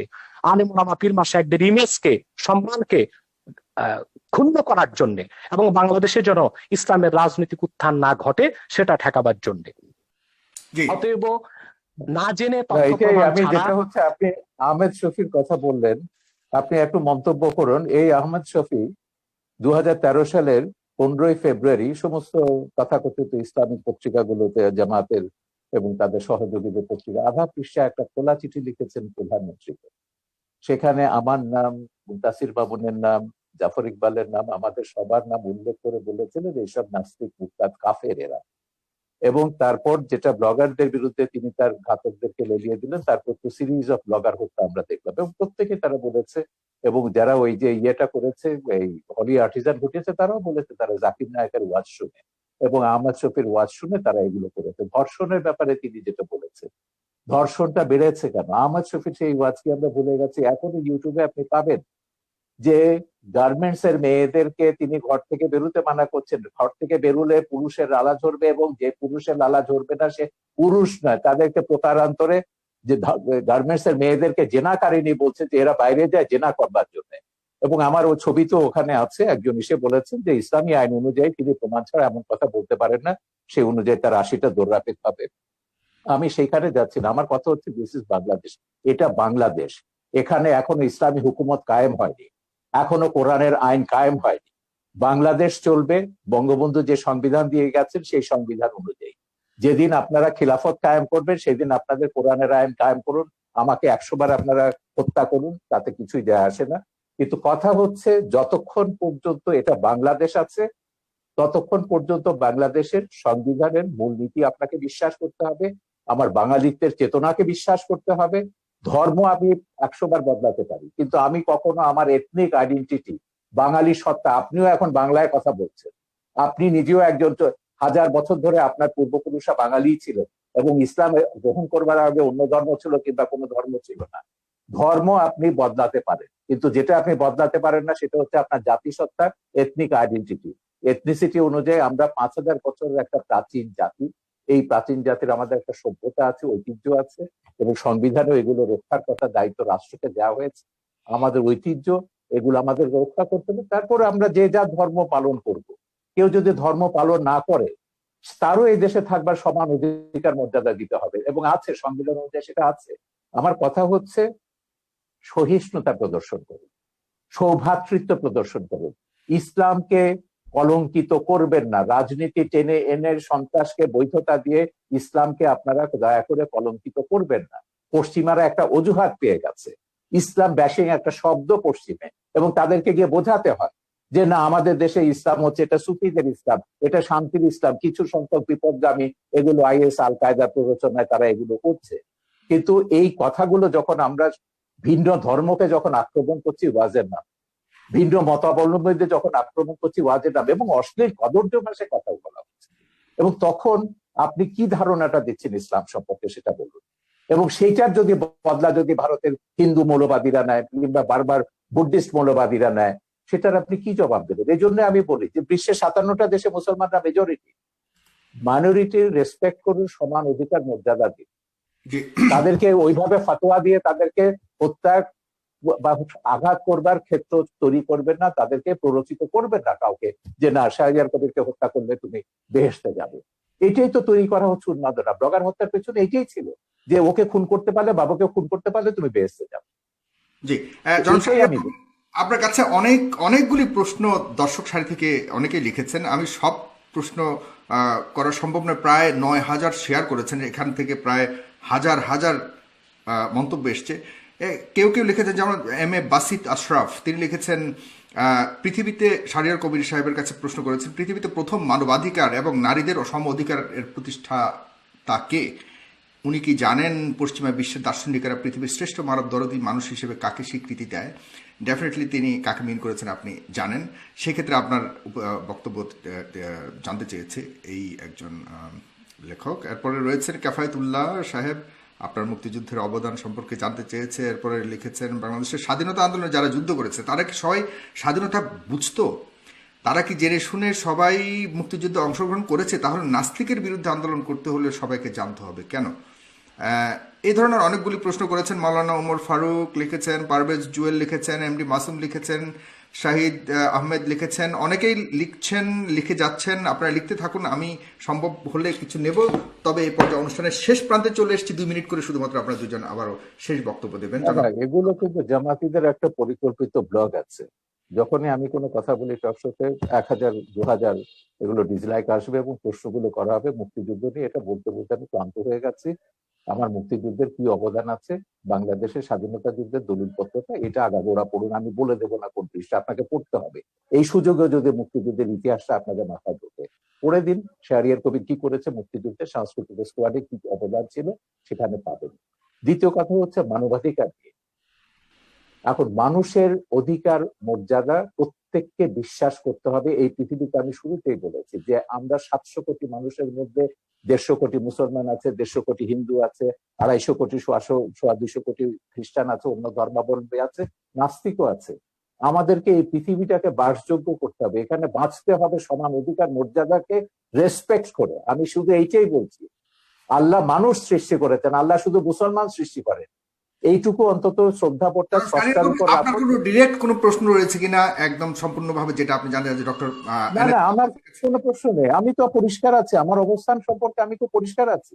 যারা বিভ্রান্ত তাদেরকে বলবো যে মানুষকে মানুষ হিসেবে মর্যাদা দিতে শিখুন। আল্লাহ বিচার করবেন কেয়ামতের পরে, কে দোজখে যাবে, কে বেহেশতে যাবে, কে কত পাপ করেছে, গুনাহ করেছে দুনিয়াতে। সেটাকে দুনিয়াতে আপনাকে এই যে জাগতিক শাস্তির যেটা হচ্ছে ব্লাসফেমির যে কনসেপ্ট, এটা ইসলামের কনসেপ্ট না। কোরআনে কোথাও ব্লাসফেমির জাগতিক শাস্তির বিধান নেই। আল্লাহ নিজে শাস্তি দেবেন তাদেরকে, ব্লাসফেমাসকে। এখন সেইটাকে আপনি ইহুদি খ্রিস্টান আইনের দিকের থেকে এখানে ইমপ্লিমেন্ট করছেন, আল্লাহর অধিকার আপনি নিজের হাতে তুলে দিচ্ছেন। আমার কথা হচ্ছে, বাংলাদেশে তো অন্য ধর্মের মানুষ আছে, 57টা দেশে মুসলমানরা মেজরিটি। এখন আমি যদি এখানে মেজরিটি রুল চাপাই, অন্যান্য দেশগুলোতে যখন তারা তাদের মেজরিটি রুল চাপাবে, সেই সব দেশের মুসলমানদের নির্যাতনের দায়িত্ব, ভারত বলুন, শ্রীলঙ্কা বলুন, কিংবা মায়ানমারের মুসলমানদের নির্যাতনের দায়িত্ব কিন্তু আমাদের মোল্লাদেরকে নিতে হবে। তারা যখন হিন্দুদের উপর, বৌদ্ধদের উপর নির্যাতন করবেন, রামুর মতো ঘটনা ঘটাবেন, নাসিরনগরের মতো ঘটনা ঘটাবেন, বা 2001 সালে নির্বাচনের সময়কার মতো ঘটনা ঘটাবেন। তো সেইটাই আমরা বলছি, আমাদের এখানে সব ধর্মের মানুষ সমান অধিকার মর্যাদা নিয়ে বাস করবে। সব ধর্মের মানুষ মুক্তিযুদ্ধে অংশ নিয়েছে। মুক্তিযুদ্ধে আমাদের কি স্লোগান ছিল, মুজিবনগর সরকারের পোস্টার দেখুন, বক্তৃতা দেখুন, নীতি নির্ধারকরা কি বলেছে, পরিষ্কার হয়ে গেছে। যুদ্ধের ভেতর দিয়ে আমাদেরকে আপনার কাছ থেকে জাস্ট 1 সেকেন্ড, 5 সেকেন্ড ভাস্কর্য নিয়ে আপনার বক্তব্য শুনতে চাই, যেটা অতি সম্প্রতি অনেক আলোচিত হয়েছে। যখন আমি মিশরে, তখন আমি মিশরে ছিল, মুসলিম ব্রাদারহুড যখন এটা নিয়ে একটা বিতর্ক, সালাফিরা বিতর্ক তুলেছিল, স্ফিংস থাকতে পারবে না। স্ফিংস এটা পৌত্তলিকতা এবং ভাস্কর্যতা। সেখানে একটা সুভেনির বিক্রি করতে, একজন সুভেনির বিক্রি এবং বেশ লম্বা দাড়িওয়ালা, চোপা পরা, এই সাথে হুজুর টাইপের। আমি সুভেনি কিনতে বললাম, আমি তুমি ওহাবিরা সালাফিরা ওহাবি না, সালাফিরা সেখানে বলছে যে কি এটা তো হারাম ইসে। বলে দেখো, এটা হচ্ছে আমাদের সংস্কৃতি। ধর্ম আর সংস্কৃতি এক জিনিস না। সংস্কৃতিটা হচ্ছে খ্রিস্টান মুসলমান নির্বিশেষে, এটা সবগুলো আমাদের সংস্কৃতির অন্তর্গত। সালাফিরা দাবি করেছিল, মুসলিম ব্রাদারহুড তখন ক্ষমতায় ছিল, তারা সেটা ভাঙেনি। তিনি যে বলছেন যেসব দেশ খেলাফতের দিকে যাচ্ছে, বিশেষ করে তুরস্কের কথা তিনি উল্লেখ করলেন। হ্যাঁ, তুরস্ক খেলাফতের কথা বলছে, একটা ভাস্কর্য ভেঙেছে, উল্টো তারা নাকি এখন বঙ্গবন্ধুর ভাস্কর্য বসাবে আঙ্কারাতে। এই হচ্ছে ইসলাম, যেটা এরদোয়ান তুরস্কে করছে। তুরস্কে আমি হযরত জালালউদ্দিন রুমির বিশাল ভাস্কর্য দেখেছি, অন্যান্য ইসলামিক সুফিদের ভাস্কর্য দেখেছি, ইরানে আমি সুফিদের ভাস্কর্য দেখেছি। তো ভাস্কর্যের সঙ্গে ইসলামের বিরোধ আছে, যেটা বলেন এটা সম্পূর্ণ রাজনৈতিক পক্ষপাতী। ভাস্কর্য সভ্যতার অংশ, ইতিহাসের অংশ, ইতিহাসের মহানায়ক সেটা ইসলামিক স্কলার আছেন, অন্যান্য আছেন, স্কলাররা আছেন। মিশরে যান, ইসলামিক স্কলার কেন, বুদ্ধিজীবীদের দেখবেন, সঙ্গীতকারদের দেখবেন। উম্মে কুলসুম বিশাল আরব বিশ্বের সবচেয়ে পপুলার গায়িকা, তার বিশাল ভাস্কর্যে ভাস্কর্য ভাগাভাগি আছে। চলছে, এটা কি আপনি মনে করেন যে রাজনৈতিক কোনো ঘৃণিত এটা পুরো রাজনীতি, এর সঙ্গে ইসলামের কোনো সম্পর্ক নেই, একদম রাজনীতি। মোল্লা ইসলামিক ওমর যেটা আফগানিস্তানে করেছে সেই কাজটাই তারা এখানে রিপিট করছে। মোল্লা ওমর এখানে কারা বলতে কারা ইসলামের কারা কারা করছে বর্তমানে বাংলাদেশে যে আপনি ভাস্কর্য ভাঙার পেছনে কাদেরকে দায়ী তারা তো সবগুলো, যারা তো ঘোষণা দিয়ে করছে, খেলাফত, হেফাজত, যারা ইসলামী শাসনতান্ত্রিক আন্দোলন বা তাদেরকে যারা সাপোর্ট করে, যাদের পেছনে জামাত, বিএনপি তো রয়েছে, যাদের পেছনে রাজশাহীতে আমরা আইএসআই রয়েছে। দেখেছি আওয়ামী লীগের নেতাদেরকে গ্রেফতার করা হয়েছে। আরে ওটা বাঘা যতীনেরটা তো কাগজে বেরিয়েছে, এটা স্কুল কমিটি নিয়ে তাদের মধ্যে দ্বন্দ্ব, এটার সঙ্গে ভাস্কর্য ভাঙার কোনো সম্পর্ক নেই। ওকে, ভাস্কর্য নিয়ে 2013 সাল থেকে বঙ্গবন্ধু এখানে উপলক্ষ, বঙ্গবন্ধুর গায়ে হাত দিয়েছে বলে আওয়ামী লীগের টনক নড়েছে কেন? হেফাজতে 13 দফায় ভাস্কর্য ভাঙার কথা নেই, জামাত ইসলামী আগে ভাস্কর্য ভাঙার কথা বলেনি। হেফাজতে 13 দফায় যা আছে, কাদিয়ানীদের কাফের ঘোষণা থেকে শুরু করে ব্লাসফেমি আইন পাস করা, সবগুলোই হচ্ছে জামাতের দফা। এখন এগুলোকে তিনি যতই পার্থক্য করুন না কেন, জামাতের সঙ্গে আমাদের পার্থক্য আছে, তিনি কিন্তু কাদিয়ানীদের কাফের ব্যাপারে জামাতের সঙ্গে একমত, ব্লাসফেমি আইন চালুর ব্যাপারে তিনি জামাতের সঙ্গে একমত, ভাস্কর্য ভাঙার ব্যাপারও আশা করি তিনি নিশ্চয়ই একমত হবেন ওদের সঙ্গে। তো এইটাই হচ্ছে মিলের জায়গাটা। আমি বলছি যে রাজনীতিতে যখনই আনবেন ইসলামকে বা কোনো ধর্মকে, তখনই ওই বার্মার মতন ঘটনা ঘটবে, ভারতের মতন ঘটনা ঘটবে, বাংলাদেশের মতন ঘটনা ঘটবে, পাকিস্তানের মতন ঘটনা ঘটবে। এতে করে কি বিশ্বে শান্তি আসবে বা কোনো দেশে আমরা কি শান্তিতে বাস করতে পারবো? আমার কথা হচ্ছে আমরা সবাই শান্তিতে বাস করতে চাই। এই প্রশ্নটা আমাদের সবারও জনাব ডক্টর এনায়েতুল্লাহ আব্বাসী, আপনি শেষ কথা বলবেন আজকের অনুষ্ঠানের, এবং আপনার কাছে প্রশ্ন অনেকেই করেছে, কিন্তু আমি অনেকের প্রশ্ন নিতে পারছি না, শেষ প্রান্তে চলে এসেছি। মাননীয় আইজিপি মহোদয় বলেছেন যে বাংলাদেশ মৌলবাদী দেশ নয়। আপনারা কার ইশারায় কোন এজেন্ডা বাস্তবায়নের জন্য দেশটাকে মৌলবাদী চরিত্রের তকমা আটানোর চেষ্টা করছেন? আমরা তো আরব সহ বিভিন্ন রাষ্ট্র দেখি না জঙ্গি মিছিল করতে, জঙ্গি মিছিলের কথা বলেছে, কিন্তু আপনারা আমাদের কথায় কথায় আমাদের দেশে জঙ্গি মিছিল করেন। তাহলে দেশটিকে জঙ্গিবাদের দিকে ঠেলে দিচ্ছেন কিনা, কারো উদ্দেশ্য হাসিল করতে চাচ্ছেন কিনা? এবং ফ্রান্সের কথা বলেছেন তিনি, পাশাপাশি তিনি বলেছেন যে এদেশে ইসলাম প্রচার করেছিলেন সুফি সাধকরা, তারা কিন্তু কখনোই তরবারি প্রয়োগের মাধ্যমে ইসলাম প্রচার করেনি। আপনারা কেন এখন এমন উস্ফলন দেখাচ্ছেন? এটা কেন, বা এ ব্যাপারে উনি প্রশ্ন করেছেন আপনাদের আলেম সমাজের কাছে। ধন্যবাদ সাগর। প্রথমে শাহরের কবির সাহেবকে বলবো যে তিনি জামাত ফোবিয়াতে ভুগতেছেন, সব জায়গায় জামাতের গন্ধ পান তিনি, এটা ঠিক নয়। আমি আবারও বলছি, এদেশের মূলধারার আলেম ওলামার সাথে জামাতের কোনো সম্পর্ক নেই, যদিও বা একটি বিরাট জনগোষ্ঠী জামাতের অনুসরণ করছে। কাদিয়ানীরা নিঃসন্দেহে অমুসলিম এবং কাফের, এটা পৃথিবীর সকল মুসলমানের মত, কোরআনের মত, সুন্নার মত, ইজমায় উম্মতের মত। তারা কাফের এবং অমুসলিম, তাদেরকে যারা কাফের বলবে না তারাও কাফের। কাদিয়ানী মাসালাটা না, এটা মওদুদী ভুল, আপনি জানেন না এটা। কাদিয়ানী আপনি মাসালা কি জানেন না। মওদুদী লেখেনি? কাদিয়ানী মাসালা মওদুদী আমি বলছি, প্রথম কাদিয়ানীদের বিরুদ্ধে আন্দোলনের ডাক দিয়েছেন আল্লামা ইউসুফ বিন নূরি রাহমাতুল্লাহ, করাচি ইউসুফ বিন নূর মাদ্রাসার যিনি মুহতামিম ছিলেন। আন্দোলনে পুরোধা নেতৃত্ব দিয়েছেন আমার ওস্তাদ মুহতারাম আল্লামা তাকি উসমানী এবং মুফতি শাফি রাহমাতুল্লাহ। সাথে আন্দোলনে যোগ দিয়েছিল আবুল আলা মওদুদী এবং তার লোকজন। বরং পাকিস্তানের সকল ঘরানার মুসলিমরাই কাদিয়ানী বিরোধী আন্দোলনে অংশগ্রহণ করেছিল। দ্বিতীয় যে ওই মামলায় কিন্তু মওদুদীর মৃত্যুদণ্ড হয়েছিল, আর কারণ না, মওদুদীর মৃত্যুদণ্ড হয়েছিল ওই মামলাতে, যেটা সৌদি বাদশার অনুরোধে তাহার করা। সেটা মৃত্যুদণ্ড কার হলো, সেটা হয়তোবা পাকিস্তান সরকারের রাজনৈতিক কোন প্রতিহিংসা ছিল মওদুদীর উপর, সেজন্য মওদুদীকে মামলা দেবার চেষ্টা করেছে। আর যেহেতু অন্যান্য নেতৃবৃন্দ রাজনীতিতে জড়িত ছিলেন না, তাদেরকে মামলা দেবার সুযোগ হয়নি, এটা একটি কারণ হতে পারে। দ্বিতীয় যে বিষয়টি বললেন, ব্লগারদের বিষয়। ব্লগারদেরকে কারা হত্যা করেছে তাদেরকে আপনারা দায়ী করলেন, কিন্তু ব্লগারদেরকে বাক স্বাধীনতার দোহাই দিয়ে, মুক্ত চিন্তা লালন করার দোহাই দিয়ে ইসলাম এবং ইসলামের মূলনীতির বিরুদ্ধে অকথ্য ভাষায় গালিগালাজ বিশদগার তারা যে করলো, তখন রাষ্ট্রীয়ভাবে তাদেরকে কেন বাধা দেওয়া হয়নি? যদি তাদেরকে রাষ্ট্রীয়ভাবে বাধা দেওয়া হতো, ধর্মনিরপেক্ষতার যদি একটি সংজ্ঞা এটাও হয় সকল ধর্মের অধিকার রক্ষা করা, তাহলে আপনি ইসলামের অধিকার রক্ষা করবেন না? এটা কেমন ধর্মনিরপেক্ষতা আপনার? আপনার 57 ধারায় সব ব্লগারদেরকে গ্রেফতার করা হয়েছে। আপনার ব্লগারদেরকে হত্যার আগে কাউকে গ্রেফতার করা হয় নাই। যখন সরকার দেখেছে একটি ব্লগার বাংলাদেশে আর বেঁচে থাকবে না, তখন ব্লগারদের নিরাপত্তার জন্য তাদেরকে গ্রেফতার করা হয়েছে। কিন্তু যদি ব্লাসফেমি আইন বাংলাদেশে থাকতোই, তাহলে তো ব্লগারদের এই সুযোগ হতো না, তাহলে কারো তো হাতে অস্ত্র নেবার প্রয়োজন হতো না। তৃতীয় যে বিষয়টি আপনি বলেছেন, সুফিবাদের মাধ্যমে ইসলাম এসেছে এবং আইজিপির যে প্রশ্ন এসেছে, আইজিপি মহোদয় এর কথা থেকে তো স্পষ্ট বোঝা যাচ্ছে তিনি ইসলামের প্রতি অত্যন্ত শ্রদ্ধাশীল, হয়তো বা মিস আন্ডারস্ট্যান্ডিং আছে তার। সেটা হচ্ছে তরবারির জোরে ইসলাম আসে নাই, কিন্তু ইসলাম প্রতিষ্ঠায় তরবারি ব্যবহার হয়েছে। তরবারির জোরে ইসলাম প্রতিষ্ঠিত হওয়া এক জিনিস, আর ইসলাম প্রতিষ্ঠায় তরবারি ব্যবহার আরেক জিনিস। ইসলাম যে জিহাদ দিয়েছে তা অনেকটাই ডিফেন্সিভ, অফেন্সিভ নয়। যখন ইসলাম প্রতিষ্ঠার ক্ষেত্রে অমুসলিম শক্তি অন্যায়ভাবে হামলা করেছে, আক্রমণ করেছে, তখনই তরবারির ব্যবহার করতে হয়েছে। এমনকি এই ক্ষেত্রে আমি উদাহরণ দিব মঈনুদ্দিন চিশতি রহমতুল্লাহ। তিনি যখন আজমিরে আসলেন, ইসলামের শাশ্বত বিধান, ইসলামের উদারতার মাধ্যমে ইসলামের দাওয়াত দিলেন, বারবার তাকে আঘাত করেছে সে পৃথ্বীরাজ। তখন ইসলামকে সুসংহত করতে যে মোহাম্মদ ঘড়িকে তিনি আহ্বান করেছেন। তরবারির জোরে তিনি ইসলাম প্রতিষ্ঠিত করেননি, তবে ইসলাম প্রতিষ্ঠার ক্ষেত্রে তরবারির ব্যবহার হয়েছে, সেটা একটা ভিন্ন জিনিস।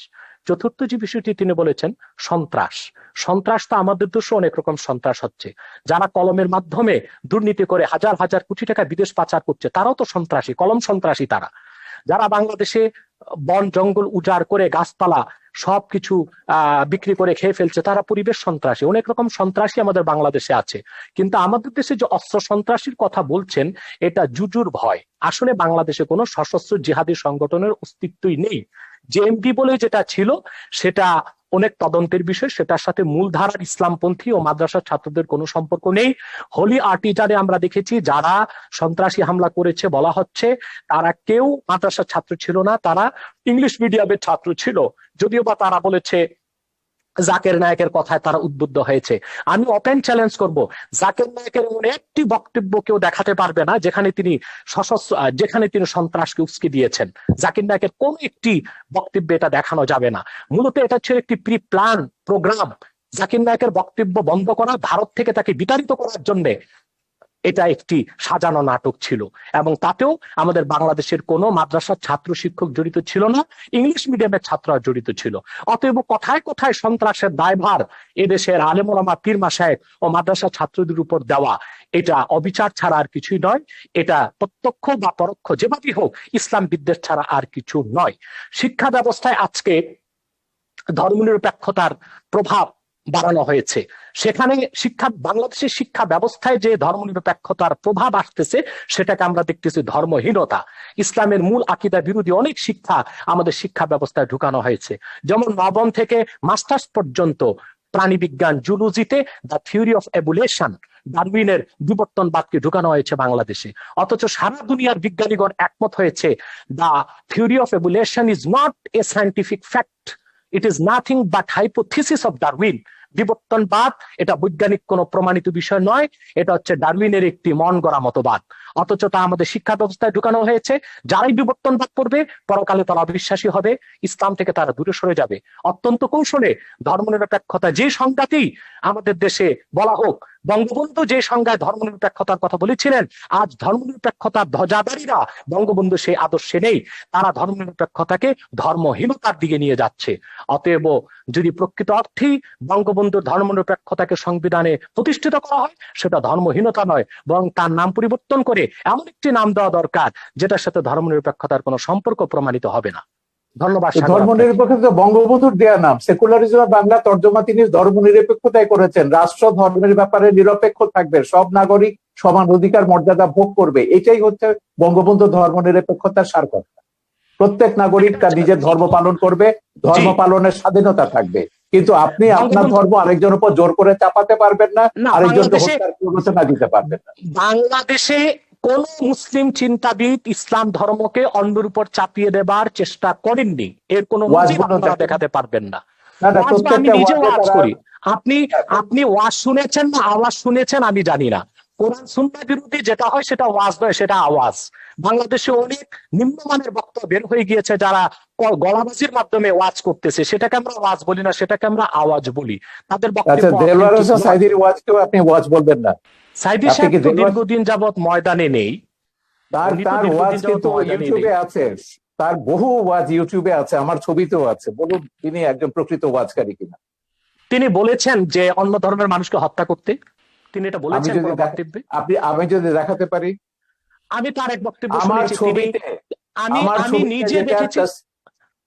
আমি আপনাকে জি, বলি, এদের যে ওই যে মুফতি হান্নানের উপর যে ছবিটা বানিয়েছি, যে সাইদির একজন খুব ঘনিষ্ঠ অনুসারী ছিল যখন সে জামাত করতো, সে প্রত্যেকের নাম ধরে বলেছে, শামসুর রহমান থেকে শুরু করে হুমায়ুন আজাদ থেকে শুরু করে তসলিমা। আমি বললাম দেখে লেখা পড়েছে, বলে না লেখা পড়েনি, কিন্তু আমাদের হুজুররা বলেছেন এরা ইসলাম বিরোধী, এরা মুরতাদ, এরা কাফের এবং এরা ওয়াজিবুল কাতাল, ওদেরকে যেখানে পাওয়া যাবে সেখানে হত্যা করতে হবে।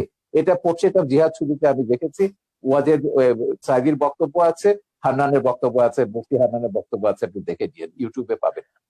আমার মনে হয় জালাল হোসেন সাইদি সাহেব এতটা পাতলা কথা বলার লোক নয়, যদিও বা আমি তার অনেক বক্তব্য শুনিনি। তবে আমি তার একটি বক্তব্যে দেখেছি, তিনি যখন বা ধর্ম মন্ত্রণালয়ের স্থায়ী কমিটির সদস্য ছিলেন, তিনি হিন্দুদের পূজা মণ্ডপও গিয়েছেন এবং তাদেরকে নিরাপত্তার ব্যবস্থা করেছেন, সেটাও তো প্রমাণ রয়েছে। তা আপনি এবং কিভাবে 71 বলবেন যে সালে তিনি? হিন্দুদের কি করেছেন সেটা ট্রাইব্যুনালে প্রমাণ হয়েছে। 71 সালে তিনি হিন্দুদের উপর কি করে জোর করে তাকে মুসলমান বানিয়েছেন, তাকে পাকিস্তানিদের ধরিয়ে দিয়েছেন, ও সাক্ষীরা তো ট্রাইব্যুনালে এগুলো প্রমাণ করেছে।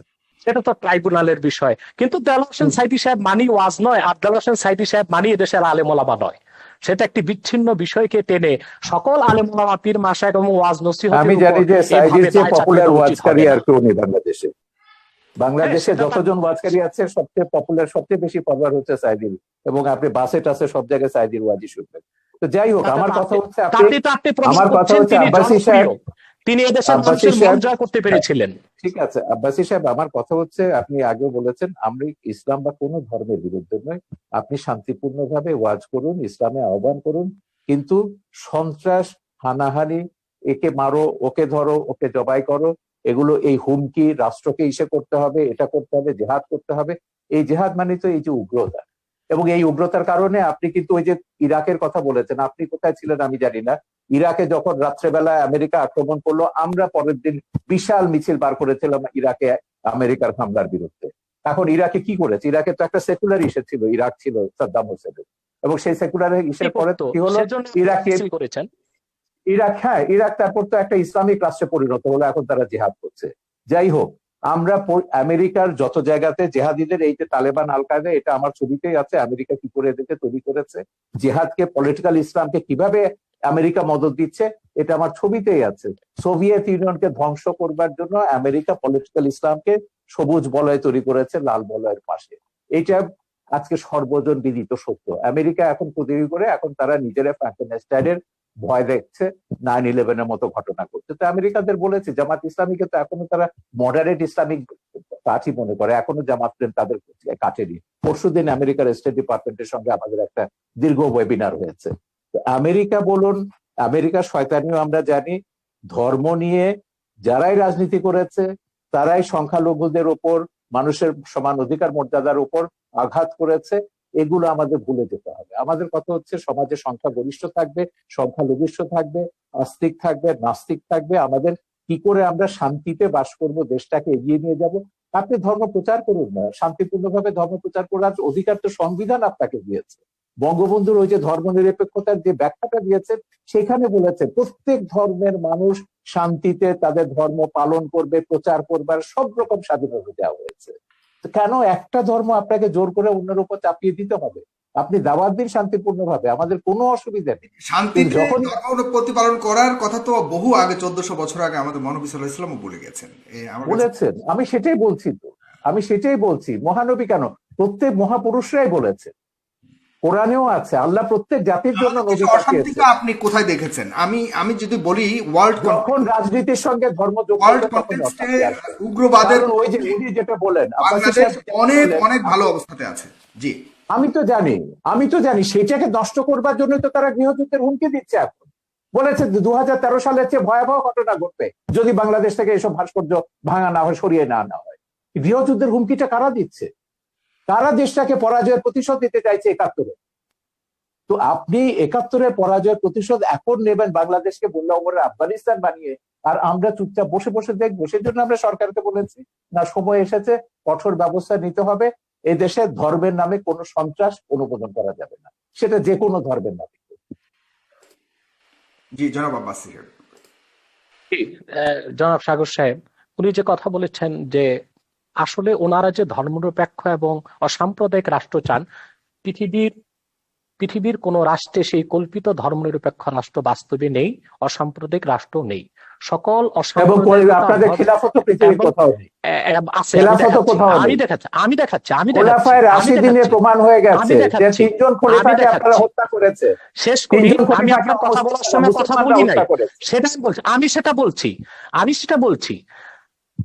আমি সেটা বলছি সেই কল্পিত ধর্মনিরপেক্ষ রাষ্ট্র, কল্পিত অসাম্প্রদায়িক রাষ্ট্র পৃথিবীর কোথাও নেই।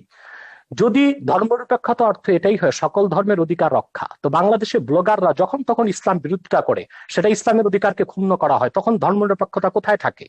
ব্লগাররা বাক স্বাধীনতার নামে আল্লাহ রসুল মোহাম্মদ সাল্লাল্লাহু আলাইহি সাল্লামের আরশচুম্বী মর্যাদার বিরুদ্ধে বক্তব্য দেয়, তখন ধর্মনিরপেক্ষতার কনসেপ্ট কোথায় থাকে? অতএব ধর্মনিরপেক্ষতা যারা বাংলাদেশে করতে চায় তাদের উদ্দেশ্য হচ্ছে ইসলামকে ঠেকানো, এছাড়া আর কিছুই নয়। দ্বিতীয়, তিনি খেলাফত রাষ্ট্রের কথা বলেছেন। খেলাফতের কথা, খেলাফত হচ্ছে কি? খেলাফত হচ্ছে তানফিজু আহকামিল্লাহি আযজা ওয়া জাল্লা, ভূপৃষ্ঠে আল্লাহর বিধানকে প্রতিষ্ঠিত করা।